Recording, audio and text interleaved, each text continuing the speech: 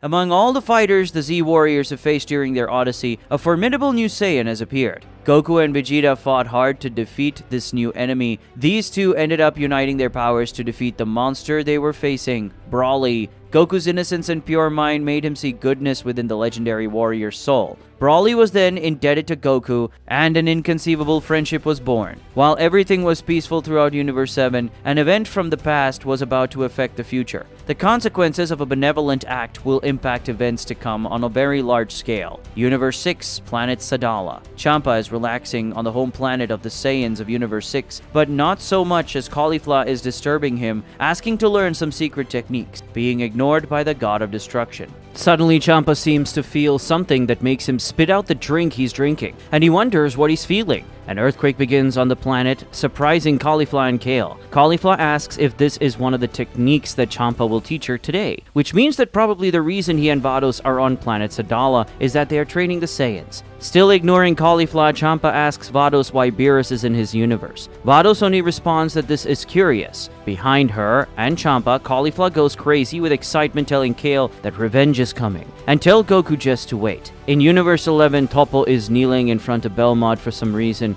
the two being watched by Margarita. But suddenly they are in shock, and the reason for all this surprise seems to be Goku. There seems to be an earthquake there too, leaving Belmont and Toppo completely surprised. Margarita comments that it is as if they were very close to them. In other words, they are feeling the key of two people. Universe 7, Planet Earth. Some very serious natural catastrophes are happening on Earth, with one of the cities, probably West City, being devastated by several tornadoes. A bus is being carried by the wind, and everything seems to be lost for those inside the bus. But Krillin is there, and he emanates his key, ready to act. Krillin uses his superhuman strength to hold his bus and put it back on the ground, and then instructs whoever is inside to get out one by one without panic. People obey Krillin, leaving the bus as calmly as possible. In a situation like that, Krillin begins to reflect as if he were talking to Goku in his mind. He asks if Goku doesn't think his unbridled quest for power isn't going too far. Goku finally appears. He's emanating an absurdly high amount of ki, filled with an aura of power. He has a very serious and concentrated expression.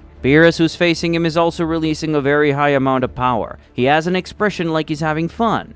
On Beerus's planet, Whis watches everything with the oracle fish by his side. He receives a call on his staff, and when the angel answers the call, he sees that it is the Supreme Kai, Shin, who is on the sacred planet, together with the old Kai. Shin greets Whis and apologizes if what he's about to say is inappropriate, but comments that the entire universe is shaking. And also Goku and Beerus' aura seems to be going berserk. Shin asks Whis to explain what's happening. Whis laughs and then responds to Shin, saying that what is happening is the culmination of Son Goku's training. And speaking of Goku, he seems very impressed with his own power, looking at his hand in surprise. Beerus accumulates a small amount of energy at the tip of his nail, but it is enough to destroy a small celestial body behind Goku when he dodges. Goku's counterattack appears to be instantaneous, but Beerus also manages to dodge it, leaving another small celestial body to be destroyed behind him. And then one advances against the other, making an attack while dodging the other's attack. And the pressure they release with these blows is so strong that other small celestial bodies near them are destroyed.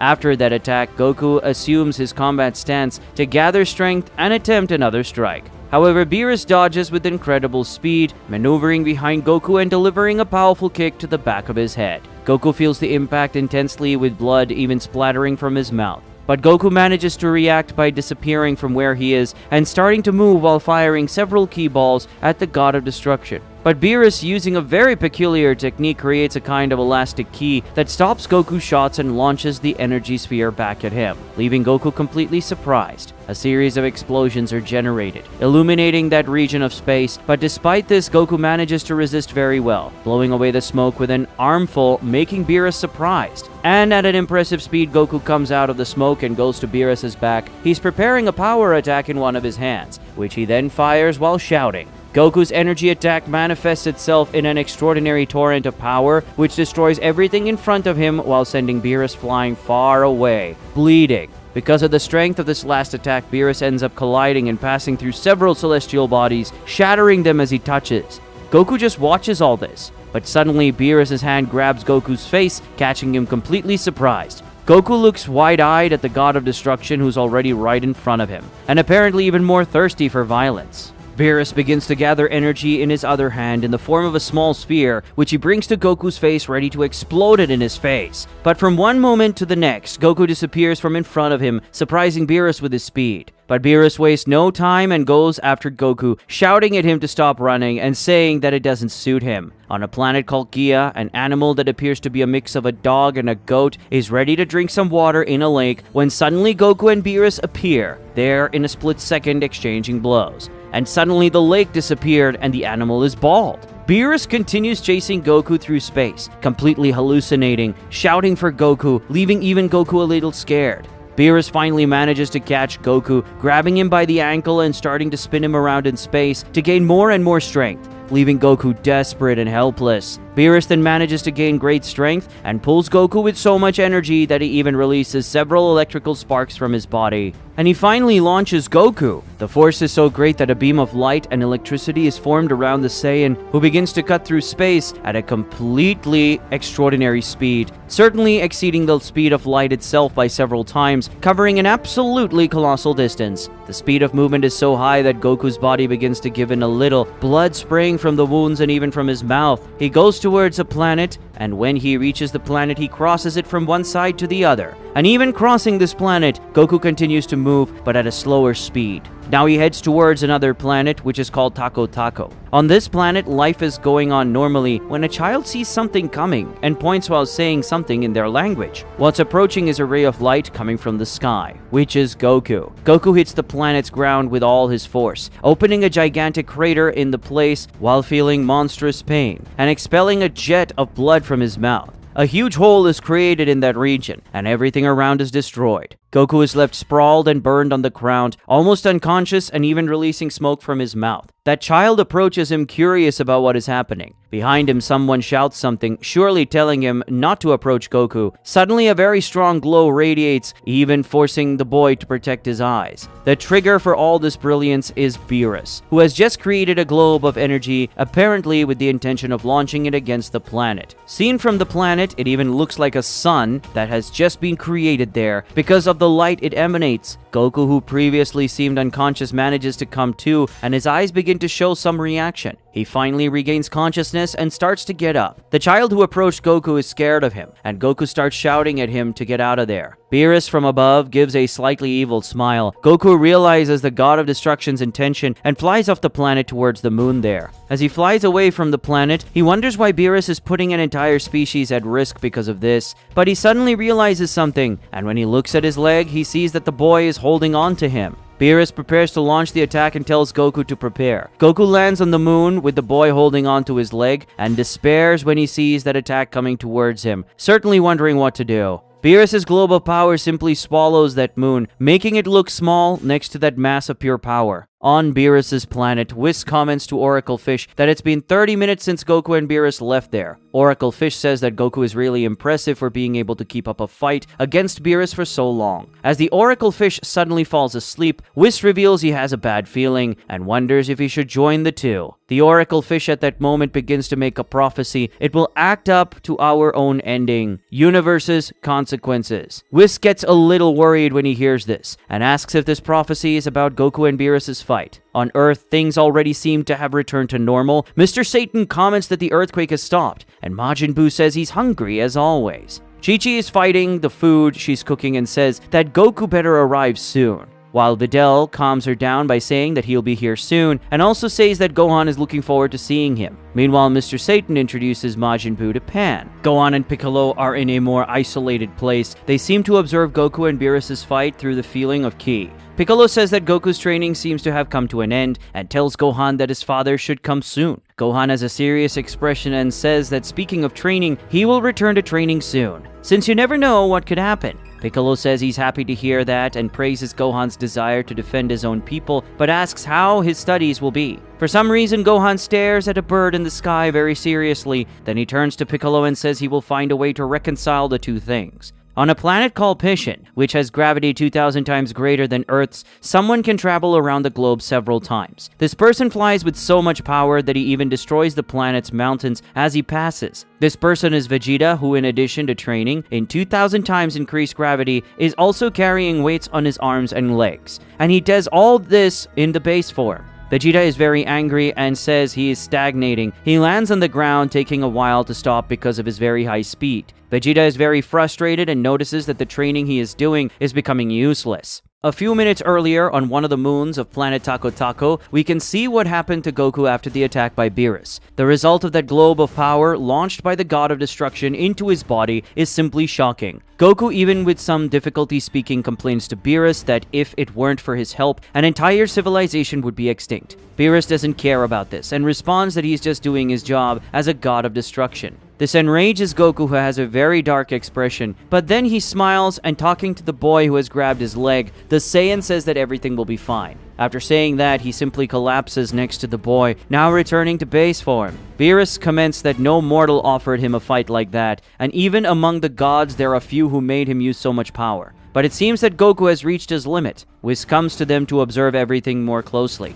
At that moment, Goku begins to hallucinate, floating in his own consciousness. His friends come to mind: Gohan, Krillin, Yamcha, Master Roshi, and Piccolo. Vegeta makes fun of him, saying he's on the ropes. Even Baba appears, telling him to wake up. Goku wonders what that place is. He sees water and says it's a good time, since he was getting thirsty. Suddenly, Goku begins to regain his consciousness, and now he's emanating a glow and an aura of intense power, revealing his Ultra Instinct, impressing the alien child. From one moment to the next, Goku already took that boy off the moon and took him back to his planet. After that, he looks very seriously in the direction of Beerus, passing by the God of Destruction at an incredible speed that surprises him and heading towards a celestial body nearby. Goku grabs this thing, and he seems to start absorbing power from something as flakes of energy come at him and start to form a chain of power. Goku closes his eyes, and that energy begins to spread among several other celestial bodies that are nearby, leaving Beerus surprised and intrigued. Goku starts to make some movements with his arms, and then suddenly a titanic dragon of energy is formed, swallowing those various celestial bodies. This energy dragon heads towards Beerus, ready to swallow the God of Destruction, who is scared by that thing. The dragon appears to hit Beerus, but a dark energy begins to surround it, drawing Goku's attention. In the next second, Beerus' hand touches Goku's shoulder, and now the God of Destruction shows his true God of Destruction form. Beerus tells Goku to be proud, as he barely remembers the last time he combined these two powers. But Goku is not afraid, and faces Beerus with courage. He disappears from the front of the destroyer in an instant, going to his back, but Beerus says it's useless to resist, since now Goku looks like a turtle to him. Goku ignores it, and keeping a fixed and predatory look at Beerus, points his hands at him, and then recoils his hands to prepare his attack. Goku begins to concentrate a high amount of power in his hands, ready to probably launch his most powerful Kamehameha ever. Whis comments that these two are really going further and further. He says that for Beerus to combine the power of destruction with Ultra Instinct, it's because he considers Goku a powerful warrior. Goku remains focused on his target with a very serious look. Beerus swings his arm from side to side as if warming up. He says this fight came right when he was getting rusty. Goku is now ready to attack with everything he has, but suddenly his body freezes and he seems to feel a very strong pain. Beerus and Whis are surprised by this and watch Goku go from top to bottom, both with a slightly disappointed expression. Goku falls unconscious. The energy he was accumulating disperses, and all that is left in him now is the layer of oxygen placed by Whis. Beerus gets very angry, complaining that he was starting to get into the mood, but Whis is more understanding and says that this form is very difficult to control, even for Goku. Only now does Beerus seem to realize something important, and so he asks Whis about his planet. In the sacred world of the Supreme Kais, old Kai bursts into laughter while reading something, and Shin is reflecting on what kind of power Goku used just now. But they are interrupted when Beerus arrives there with a nothing, threatening stance, taking Whis' staff and threatening to beat Shin up if he doesn't fix his planet. Whis doesn't like this very much and tells Beerus that the object he's holding is very precious. When he takes a look at Beerus' planet, Shin is absolutely shocked, his eyes popping out of his face. Whis finds all this funny, Beerus not so much. Shin is very thoughtful, and Beerus asks if he can fix it or not, in a threatening tone. Shin says he can fix it just will take a little longer than he expected. Beerus calls Whis to come back to get Goku, as the atmospheric aura placed on him must be running out. Whis tells Beerus not to underestimate him, touching his staff on the ground and taking them both away at high speed. Over an intense nebula, some towers are erected. Ththese towers form part of a very glorious construction, which is the place of the Grand Priest. In this palace, the Grand Priest himself is waiting for something. The people he is waiting for are his children who enter the main hall of the palace together. Daishinkan thanks them all for their presence. He says that they all already know why they are there, and there is information missing for all of them. However, before telling them everything, Daishinkan warns that no words that are said should come out of there. And if Zeno finds out about anything that will be said there, heavy sanctions will be issued. After clearly threatening his children by emphasizing the importance of everything being a secret, Daishinkan begins to explain the situation. He says that as they all know, Lapis, which is Android 17's real name, wished after the Tournament of Power that all the universes that disappeared would be restored. The problem is that with that request, the other 7 universes that were in the void were also restored. Campari is surprised when Daishinkan mentions the number 7 as there were originally 18 universes. In other words, only 6 universes should have been restored. But Daishinkan says there's something he never mentioned to them before. There was a 19th universe, called Universe 0. When they hear this, the angels make a mixture of surprise, irritation, and disappointment expressions, staring at their father. Kusu asks why their father hid this. Daishinkan responds that he couldn't have done it any other way. The angels begin to mutter some speculation, deducing that Daishinkan may have thought there is a traitor among them. But suddenly someone comments that perhaps Daishinkan himself is the traitor. The angels begin to wonder who said this, and it is at this moment that they notice with surprise the presence of someone behind them. But among them, the one who is most surprised is Daishinkan, who says in his thoughts that he should have already imagined this. The one who has just arrived is a woman who tells the angels that the person they call father is just a coward who is afraid to face his own past actions. Mojito asks who she thinks she is to judge their father, but Margarita tells him to calm down and that they have to remain neutral no matter the situation. Suddenly, all the angels fall to their knees with a simple command from this woman. And after ordering them to kneel, she tells them they don't realize how ignorant they are. She says she never abandoned them and that she will tell them about this imposter's past. Daishinkan just stares at her, very tense. A few minutes before the meeting of the angels took place, on Beerus' planet, Whis asks how Goku feels and says that their fight was of great proportions. Goku apologizes for all the commotion their fight generated and says he was so obsessed with the possibility of defeating Beerus that he may have gone a little too far. Beerus makes fun of Goku for considering the possibility of defeating him, saying that he is just a reckless young mortal. But Goku says he's not that young anymore. Whis asks Goku to get up and says it's time to heal him. Goku agrees and gets up, but asks Whis to leave the scar on his back. He says he will only ask to remove the scar when he manages to inflict an injury of this level on Beerus. Beerus doesn't like that. Whis laughs and agrees, and then covers Goku's body with his power. Goku is amazed when his body is completely revitalized, and says that this power is as effective as the Senzu beans, and that it can be useful in critical moments. Whis says that the power of the angels is like that. The angel's attention is drawn to some flower petals passing by him, which he recognizes as magnolia petals. Whis notes that it appears that Shin took some liberties when fixing the planet, and Beerus didn't like that at all. Whis asks what Goku intends to do now. He replies that he doesn't know. He remembers that he still has the power of Ultra Instinct to dominate, and comments that despite not being able to think of a better power than Ultra Instinct, he still hasn't managed to win a battle using this ability, neither Jiren nor Beerus. And he stops thinking about it and says that first of all, he's going to go back to his wife and children, since Chi-Chi must be very worried. On the way to Earth, Goku asks Whis what he is intending to do. Whis responds that he has to check something and that he has a bad feeling. Goku is very intrigued when Whis says this and wonders what could be making Whis worried. Whis looks at him for a moment, perhaps wondering if he should tell him or not. In the end, he decides to tell him and says that he is feeling a new presence, a tremendous force concentrated in a power in the universe that wasn't there before. Goku becomes more serious when he hears this, and then he calls for Whis and touching the angel's shoulder, asks him to take care of it. Whis doesn't like this touch and tells Goku to take his hand off. Goku doesn't remove his hand, and then Whis speaks again, this time much angrier, and releasing a power that seems to invoke Goku's hand. Even so, Goku doesn't remove his hand and keeps staring at Whis, who continues to stare back at him, increasingly frightened. Finally, Goku obeys and takes his hand away from Whis, who says that it's not Goku's job to deal with the universe's problems. Goku retorts saying that it's not the first time he's doing this. He says that of course it's his job, and that Whis can trust him. Whis thinks for a moment in silence and then ends up agreeing, but says that he can't stay with Goku since the Grand Priest called him. He creates a device with his magic and says that if Goku needs him, all he needs to do is press this button. Goku thanks him as he takes the device. Whis isn't completely convinced yet and says that idea isn't very reasonable, but Goku says he won't disappoint him. They continue traveling through space at high speed until they finally arrive at the place. But when they arrive, they notice something that clearly worries them both.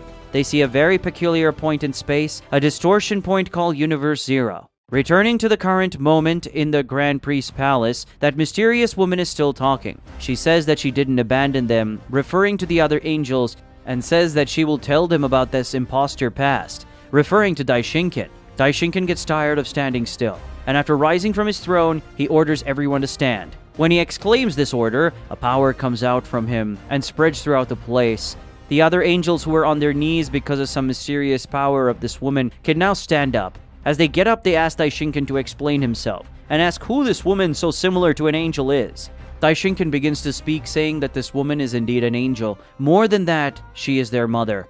He says that this 19th universe that he mentioned before was particularly powerful and united. This universe released a monstrous force and threatened the balance established by Zeno. He says something needed to be done quickly, and without Zeno knowing, the woman starts laughing, mainly because Daishinkan used the word quickly. She says that expanding space-time may be a brief action for him, but she wouldn't call it dying quickly. Feeling time tearing apart the bodies of innocent people by the billions. That may have lasted a second for him, but for them, it was several tens of billions of years. Daishinkan justifies this by saying that he doesn't have a power like Zeno's, so he had no other alternative. The other angels are very shocked when they hear all this, especially since Daishinkan is admitting such act. The woman asks if everyone heard this, emphasizing that their father preferred to hide this barbaric act rather than simply be honest with Zeno.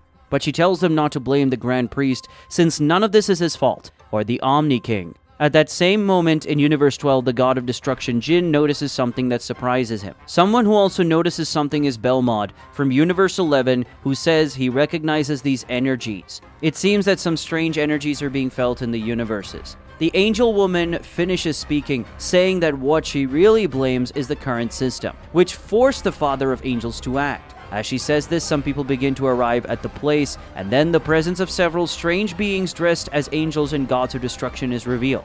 As they arrive, they make some comment. One of them says this is ironic, but it's funny. Another thanks Kansei for taking the pressure off them. Another comments that it is a strange feeling to return to that place. And another says that there are faces there that are more than familiar. And just an observation, from the comment of one of them, the mother of the angels is called Kansei. And as Chapter 2 of the story is called Kansei and Kaishi, we can deduce that the name of Daishinkan in this story is Kaishi, remembering that Daishinkan is not a proper name, but rather the name of the Grand Priest's position. Kulsu recognizes these people with great surprise, and Whis expresses her surprise in words, revealing that these beings are the angels and gods of destruction of the destroyed universes. One of those who just arrived says that Whis is as sharp as ever. Another person says, Riley, that he hopes they didn't miss them too much. And another of them, who seems to have a somewhat megalomaniac behavior, orders them to behave and kneel. At this moment, the names of these gods and angels, and the universes to which they belong, are revealed. Balkan and Galen are respectively the angel and the god of destruction of Universe 13. The angel Galen greets them, saying that it has been a long time. Traumel and Zeres are the god and angel of Universe 14. The angel Zeres, with a demeanor that is both polite and ironic, says it is good to see them again. From Universe 15, the god of destruction, Valspring, and the angel Milada. Valspring, who seems a little eccentric, starts laughing and says that he feels like he slept more than that damp Beerus. The god and angel of Universe 16 are Magnak and Remtal. Magnak, who seems to enjoy a good fight, notes that no one has been hurt yet, which means they arrived on time and the party hasn't started yet. In Universe 17, the god of destruction is Nisos. The angel is Olorus. The angel of this universe seems to be freaked out type, and he is simply furious, calling for Whis. The god Nisos seems to be the more rational type and tells Olorus to stay calm. And another interesting thing is that Nisos has an appearance that is a bit reminiscent of the Supreme Kai. Perhaps there is a story behind that. Vados then notices that there is another very peculiar figure there. At that moment, we see a person arrive who has a very familiar laugh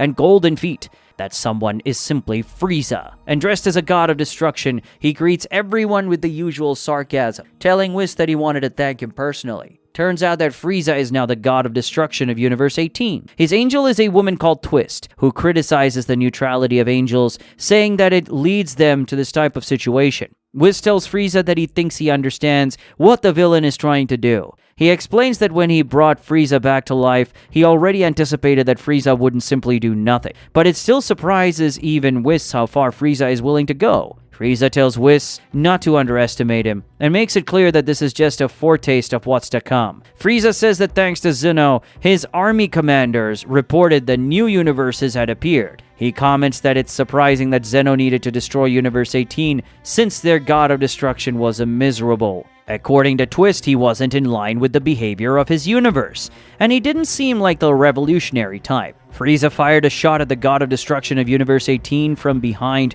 but only grazed him. He sarcastically says he missed and asks the god of destruction for forgiveness. But at that moment, the destroyer feels something, and that's when he realizes that his body is full of holes, while Frieza reveals that he obviously shoots better with his left hand. Beating the destroyer more, Frieza tells him to vomit a little more, and comments that the outfit is a little tight on him anyway, and someone needs to fix that. While remembering lifting the destroyer by the neck with his tail, Frieza comments that his helplessness was disconcerting, and that he wonders how someone like that could have become a god of destruction. But in the end, he says that it doesn't matter, and that none of this is Whis' business. Whis says he doesn't understand why Frieza gets to this point. However, Frieza is right in saying that it's none of his business. Frieza asks if Whis regrets resurrecting him. Whis doesn't respond directly. He just says that Frieza isn't aware of what he's getting himself into, but that he's at his own risk. He only asks Frieza to inform him of Goku's whereabouts. Daishinkan is surprised by this question from Whis and asks what Frieza has to do with Goku.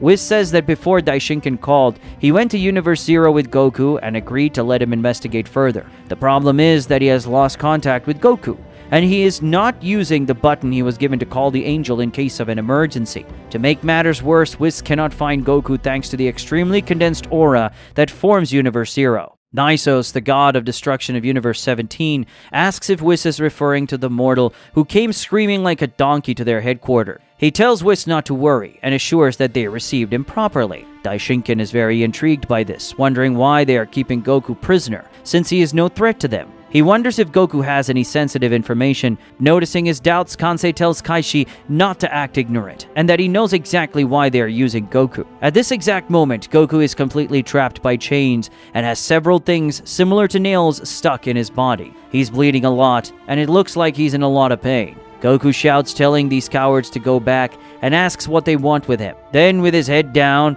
and with a completely defeated posture, he apologizes to Whis. Goku is trapped in a very dark place, and the way he's been chained up, it seems like he has no chance of escaping. Daishinkan asks the invaders what their demands are. Magnak, Universe 16's god of destruction, says they want the abolition of the divine hierarchy and the removal of the neutrality that the Father of Angels is so obsessed with. He makes this demand at the same time that he hits the Grand Priest's throne with his tail in an act of provocation, causing the throne to fall to the ground. Kusu screams worried about her father. Daishinkan, on the other hand, remains calm and tells her to calm down. At the same time that Daishinkan tells his daughter not to panic, Veilspring, the god of destruction of Universe 15, begins to surround him at a very high speed, saying that his mentality blocks him. He says that it was this hierarchy that, in the Tournament of Power, erased the gods, but not the angels, and then asks Daishinkan how he can consider himself a guide even though he knows this. And somehow Daishinkan seems a little affected by this issue. Dromel, the god of Universe 14, says it's time to end the games and make things happen. Daishinkan asks Dromel what they are going to do, or rather what they can do. The one who responds is Kansei, who, placing her foot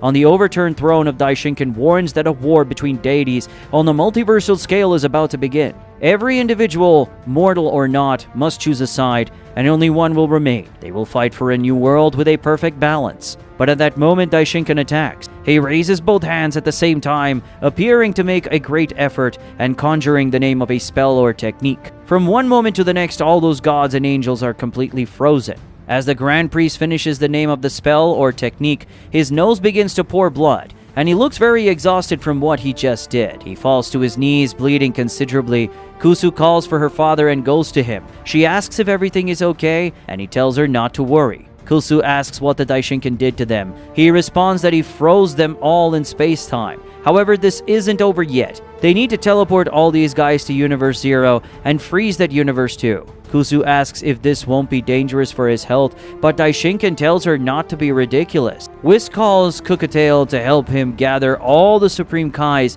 and Kibito. 13 of them should be enough. Whis and Cookatail manage to bring them all together. Kukutail welcomes everyone very politely, says that Whis has already summarized the situation, and asks if they think they are capable of doing this. One of the Supreme Kais seems very reluctant. Kibito responds by saying that it won't be an easy task, but since they are 13, they will be successful. Whis tells them to skip the formalities and do what needs to be done. Daishinkan wipes the blood running from his nose, ordering them to continue. On Earth in Universe 7, Videl and Chi-Chi take food to the others, while 18 offers to help. Chi-Chi is very worried, looking at the sky. Videl notices this. Chi-Chi goes inside the Capsule Corporation. Gulton, who was also there, asks how his mother is, and Videl replies that she's not sure. She goes after her mother-in-law and asks if Chi-Chi is okay. Chi-Chi says yes, but the fact that she is drying her own tears contradicts that. Videl comforts her by saying that Goku is just late, and that she knows how he is. Chi-Chi forces herself to smile and agree. In the bathroom, someone adjusts a tie around the neck, looking in the mirror.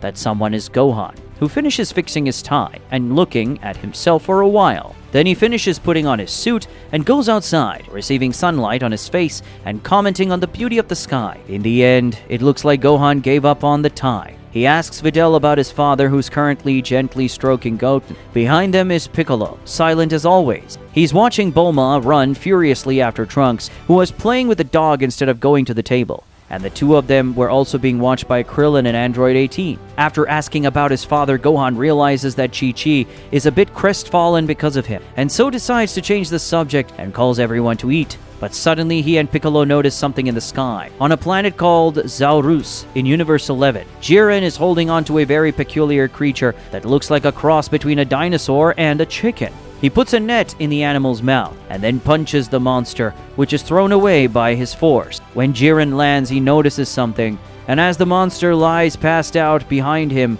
the Grey Warrior looks up at the sky. In Universe 6 on a planet called Geno, Hit is walking through a crowd. He fixes his gaze on a guy who is also in the crowd, certainly a target of the assassin. He uses his time skip, freezing time to shatter his target's heart with an attack from behind. And then when time returns to normal, the man falls dead, and no one around understands why. But there's something else that catches the attention of Hit and the others. That thing is in the sky. On planet Sadala, Caulifla is undergoing intense push-up training, already reaching a number close to 20,000, even using just one arm. She's being watched by Kale, and Kaba has just arrived to talk to her. Kaba greets Caulifla, who ignores him. Then he greets Kale, who responds at the same time as Caulifla finally hits the 20,000 push-up mark. Caulifla asks what Kaba is doing there. He was about to answer when suddenly his attention was completely stolen when he looked at the sky and he asked what that was. Caulifla asks what he's talking about. He points to the sky, telling her to look,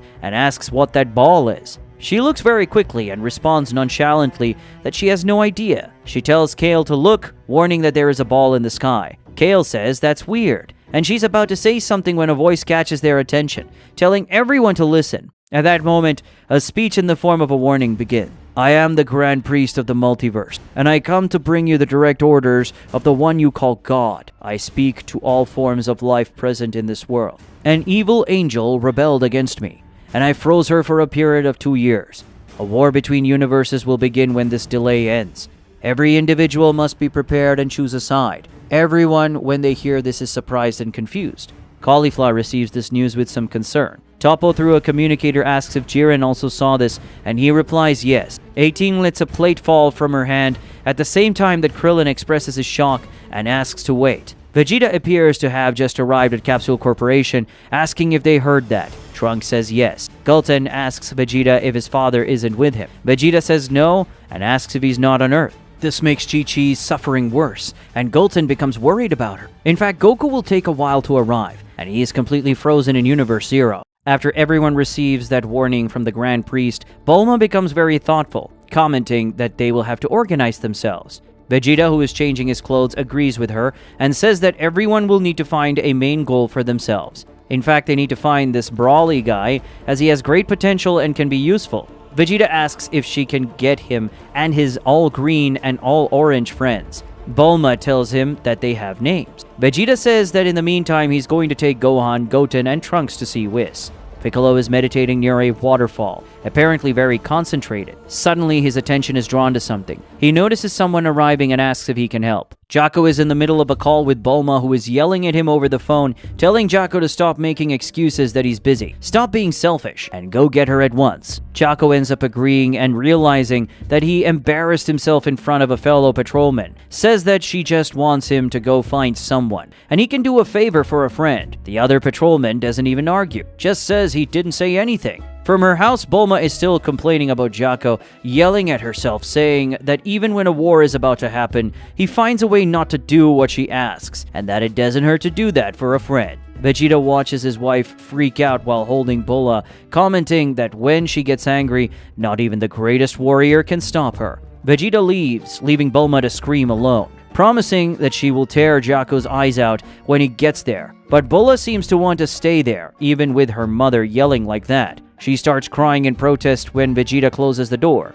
Vegeta comments that he wishes the bad mood was just on the inside. Gohan, who was at the table with Videl, calls Vegeta and comments that it looks like there's a lot going on inside. Videl goes to him and offers to take care of Bulma. Vegeta allows it. He calls Gohan and goes to him asking what Goku's son intends to do in these 2 years, train or study. Gohan says he will do both. Vegeta says that, in that case, he has a suggestion to propose. Vegeta suggests that Gohan go train with Whis. He says that Kakarot is doing his last training with the Angel, and that knowing both of them, they would be happy to receive Gohan. Trunks and Gohan have already agreed to go. Gohan takes a sip of what he's drinking and then responds that he's not going because he already has plans about what to do in the next 2 years. About Goten and Trunks, Gohan says that Goku once told him about something similar to a time chamber. Vegeta says he'll take care of Goten and Trunks, and asks if Gohan can go see Krillin, Yamcha, and Tien. He asks if Gohan has any ideas about what they can do, and he says yes. He found something for them to do.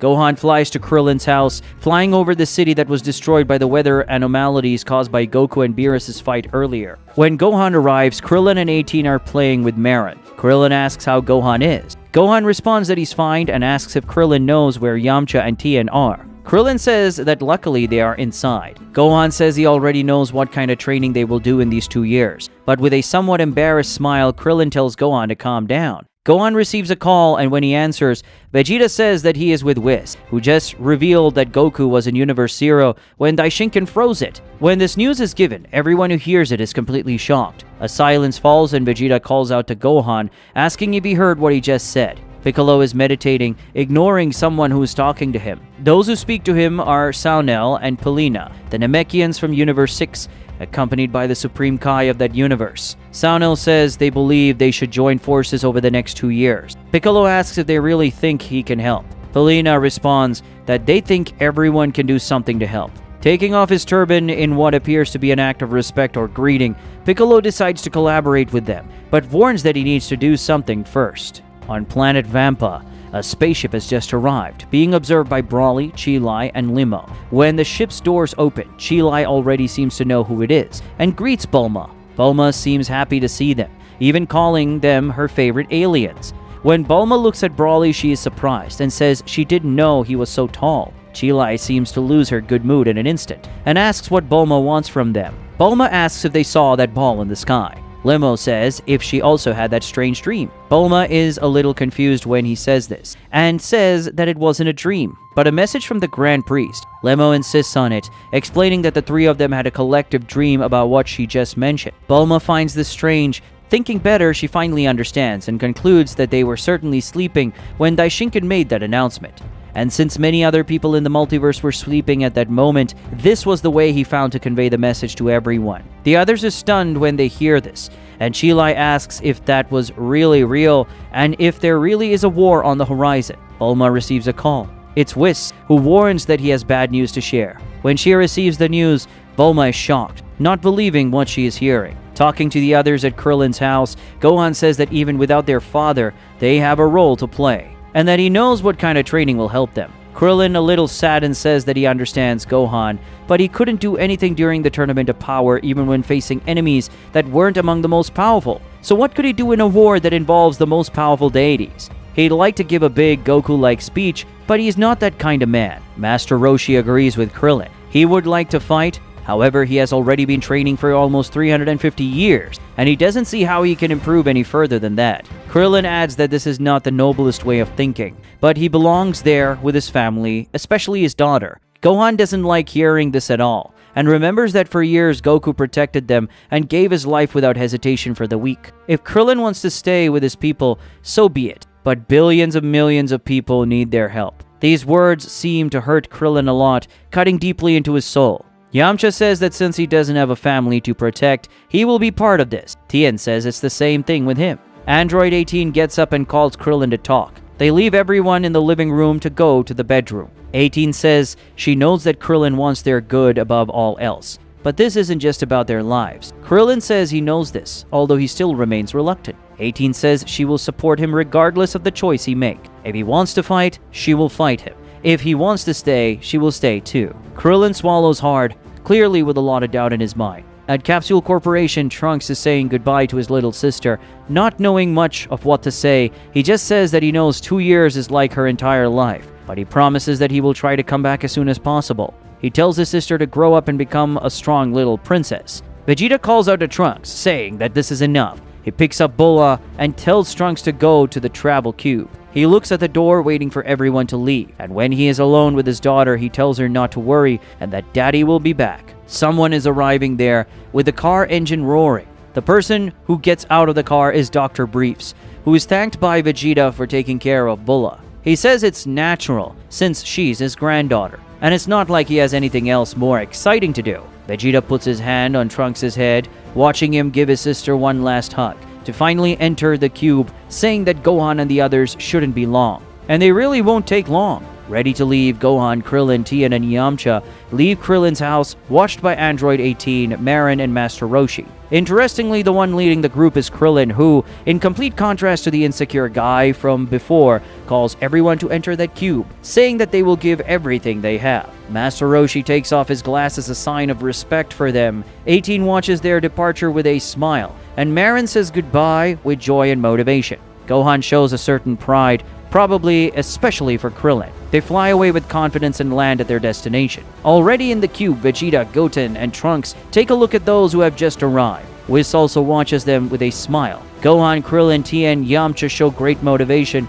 in their expression, not needing any words to make it clear that they are ready for what is to come. They then walk towards the cube, ready to join their friends and embark on this journey towards empowerment. Whis asks if everyone is there and what the itinerary is. Gohan replies that yes, everyone has already arrived, and says that their first destination is Universe 9. Vegeta didn't expect this, and asks if he has any ideas related to this universe. Gohan says yes, and explains that Krillin, Yamcha, and Tien will stay in Universe 9 to meet the trio of danger. He hasn't spoken to them yet, but he's sure they'll accept it. Krillin is a little intrigued, asking if this is serious. Gohan says yes, saying that they are strong and would have made Cell or Majin Buu mincemeat. Yamcha asks if they are the 3 foxes that Tien mentioned to him. Gohan confirmed. Yamcha then puts a confident smile on his face and says that he is not impressed with this dangerous trio of K9, guaranteeing that he could deal with them alone. Tien finds this funny and warns Yamcha not to go that far. Krillin also thinks it's funny, and Gohan says they'll see that later. Yamcha remains confident, saying that he will make them beg for their lives. With everyone already on board, Whis begins to take flight with the cube, with Dr. Briefs watching, holding Bulla in his lap. Trunks says goodbye to his grandfather and also to his sister. They say goodbye too. Finally, the cube leaves Earth, gaining extraordinary speed in a very short time. The spaceship carrying Jaco, Broly, Chi-Lai, Limo, and Bulma leaves planet Vampa, with Jaco saying that this is the first time that the Galactic Patrol has moved from one universe to another. Chi-Lai asks what he means by going from one universe to another, and Bulma explains that planet Sadala is in Universe 6. In other words, their destination is planet Sadala, the homeland of the Universe 6 Saiyans. Jaco starts the ship, scaring everyone. It looks like it's going to be a really fun trip. Speaking of travel, the other travelers have already arrived at their first destination, a planet called Planet Calumet in Universe 9. Krillin makes a joke that Whis would make a great taxi, but Whis doesn't even know what that means. Gohan finds this planet very strange, saying that it appears to be made of cotton. Whis says that this planet is known for having a large cloud layer surrounding it. Krillin asks how thick this layer of cloud is, and Whis responds that it is 3,000 kilometers of cloud, which is also half the planet's size compared to its center. Of course, this leaves Krillin shocked, and wondering if they're going to have to go through this whole layer. Whis taps the floor of the travel cube with his staff, and suddenly a gigantic hole opens up in planet Calumet's cloud layer. Gohan finds that funny and comments that obviously this isn't a problem for Whis. In fact, it seems like nothing is really a problem for Dragon Ball's angels. People inside the planet see that hole open in the clouds and a stream of light coming in. And of course everyone is curious about that. Looking at their entrance, Krillin says it's time to go and calls for Gohan, Yamcha, and Tien. Gohan says he's not going, and that his stop is next. Yamcha comments on this, saying that in the end he decided to go. Gohan confirms, stating that it will be better for him. Tien wishes him good luck. Gohan asks if Whis heard that, and Whis says yes. The three Earthling warriors jump from the cube towards the center of the planet, passing through the large cloud layer to finally land on solid ground. Sometime later, they arrive at Gohan's destination. Trunks asks Goten why Gohan went down to this place, and of course Goten doesn't know. Their next stop is planet Sadala, with the cube landing right in the middle of a city on the planet. A group of Saiyans are surprised and curious about this thing that has just landed. One of them asks what kind of technology this is. The one who comes out of the cube is Vegeta, who takes a good look at where he just arrived. One of the Saiyans comes closer, curious about Vegeta, because he notices that he is a Saiyan too. But Vegeta beats this guy up and corrects him, saying that he's not just a Saiyan, but their prince. The other Saiyans don't like this at all, and one of them says that if Vegeta is looking for a fight, he has a problem. Vegeta starts to disdain the other Saiyans, saying that having to fight these guys is a decline for him. The travel cube's last stop is Beerus' planet. Trunks is very excited about what he's seeing, while Goten isn't that excited, saying it's smaller than he expected. But Trunks says it doesn't matter. What's cool for him is someone having his own planet. The travel cube approaches the planet at high speed, and Beerus already notices their arrival. When the cube is landing, Beerus sees who is inside it, and asks what the hell is going on there, not liking what he sees at all. Whis asks him to be indulgent, but Beerus says he doesn't want kids there, and that his planet is not a club for Saiyans. Goten gets very angry when he hears the God of Destruction say this, and says that his father could be dead now. Beerus tells Goten to change his tone of voice. He responds by saying that Goku is the least of the warriors in a war of this magnitude, and also hot-headed as Goku is, he would die at one point or another. This leaves Goten completely enraged, making the boy advance against Beerus, already transforming into a Super Saiyan, which of course leaves Beerus in shock. Trunks also transforms and moves in front of Goten to stop him, saying he's crazy. Goten, mad, tells Trunks to get out of the way. He begins to feel the pressure of the Beerus presence and becomes very uncomfortable. Trunks tells him to stop, but Goten insists. In the blink of an eye, Beerus already moved and caught Goten, holding the boy by the face and shouting at him to stop brawling. Beerus throws Goten with force, causing him to hit a celestial body that floats around the planet, and just in that simple moment, he hurts him a lot. Goten says that this isn't over, and tries to move with difficulty,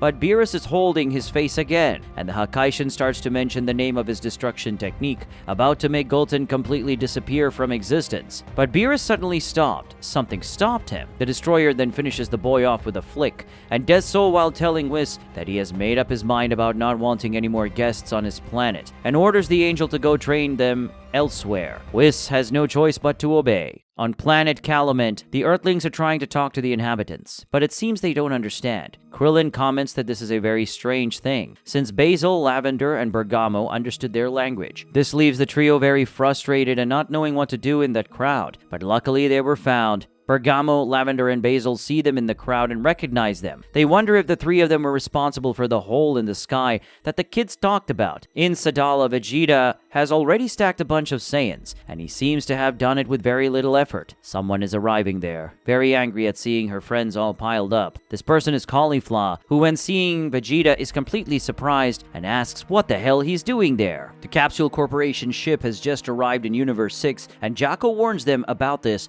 while also asking if the ship is shaken too much. Bulma complains that it shook a lot. Jocko laughs but says that at least the ship is a success, and now they will head towards planet Sadala. Earlier in Universe 11, Margarita is explaining that Belmont will not lose his destructive powers. However, he was the god of destruction for many years, and gods are only immortal while they are reigning. Toppo gets worried when he hears this. Belmont isn't that worried and asks himself, smiling, if he's going to die or not. He says that at least he has lived a long time, even for his species. Looking at Toppo, this Dispo, and Jiren, Belmont says that although he hasn't said it often, the three of them are warriors whom he respects. Toppo closes his eyes after hearing this and then says he's ready. Margarita hits her staff on the ground, and at that moment a very dense energy takes over two statues in that place. When this happens, Toppo and Belmont are affected by a powerful energy, which seems to cause them some suffering, especially Belmont. Margarita, Jiren, and Dispo notice a strange thing. Something in the form of a trail of light has just fallen or landed near them. Dispo says he'll check, and Jiren agrees. Dispo starts running, in an instant gaining incredible speed, covering that distance,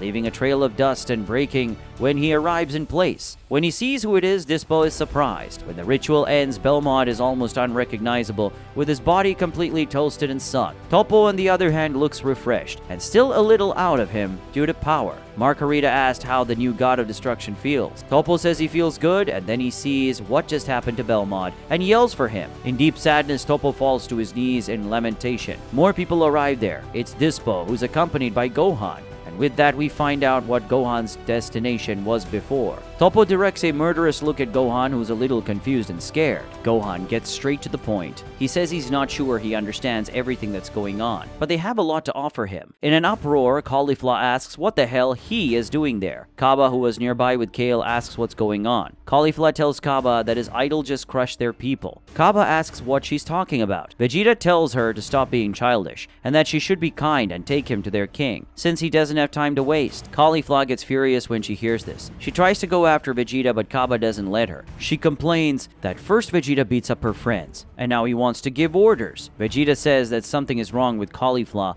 and that she looks like a rabid dog. Caulifla screams for Kaba to let her go so she can finish Vegeta off, but Kaba says that Vegeta can rest assured because he caught her. Vegeta asks Kale if she can take him to the king. Caulifla, apparently calmer, tells Kaba that everything is fine now, and he believes her. Vegeta warns Kaba not to let go of her. Before Kaba can even ask why, Caulifla pushes him aside and advances towards Vegeta, preparing to punch him while cursing. But Vegeta almost instantly transforms into a Super Saiyan at the same time. He hits Caulifla in the face. Kale despairs. Caulifla spins in the air due to Vegeta's kick and rolls across the ground due to the force of the attack. Kaba holds the unconscious Caulifla on his back while Vegeta tells them to hurry and that he doesn't want to repeat himself. On a planet called Pillar, Hit is observing some strange creatures, and the one watching him is Frost, hiding behind a tree, all sweating. Hit walks towards the creature he's observing. Frost complains that this place is hot as hell and that he can barely breathe. He prepares his attack. Frost is very attentive, as he wants to see what assassination technique Hit is going to use. But the next moment, Hit is already surrendering him, asking Frost what his next brilliant idea is after following a man born to hunt, and he then asks Frost who hired him. Frost asks Hit to calm down and says that no one hired him, since he only works for himself. He says that what he really wants is revenge. In Sadala, Kaba and Kale are taking Vegeta somewhere. It looks like they arrived at this place. But Vegeta is confused because he can't see anything, and so Kaba asks him to look down. When Vegeta does this, we can see a gigantic hole in the ground, which is some kind of underground construction. That place is King Sadala's palace. Vegeta likes what he sees and smiles. Kaba talks to a Saiyan apparently named Sprout, asking him to take them to the king. On the ship, Sprout says he's never seen Vegeta and asks where he's from. Vegeta responds that he came from another universe. Sprout doesn't believe this and starts laughing, thinking it's a joke. But when Vegeta looks at him with his face very seriously, Sprout's laugh loses strength until it stops, and then he apologizes, saying that he overreacted. Caulifla wakes up with a phlegm bubble bursting in her face, and she wakes up in full swing, screaming for Vegeta. She thinks Vegeta kidnapped her and warns him that he won't get away with it. A real confusion begins inside the ship, drawing the attention of everyone around. Vegeta tells Kaba to hold Caulifla. Kaba says he's trying, and Caulifla says she's going to crush Vegeta. The confusion continues with Kaba asking Caulifla to please stop, and her promising to kill the other Saiyan. A robot asks a guard if he should alert the king. The guard says no, as this is apparently quite common there. Inside the palace, a man escorted by robot guards is approached by a small, strange guy, who tells him that an individual claiming to be from another universe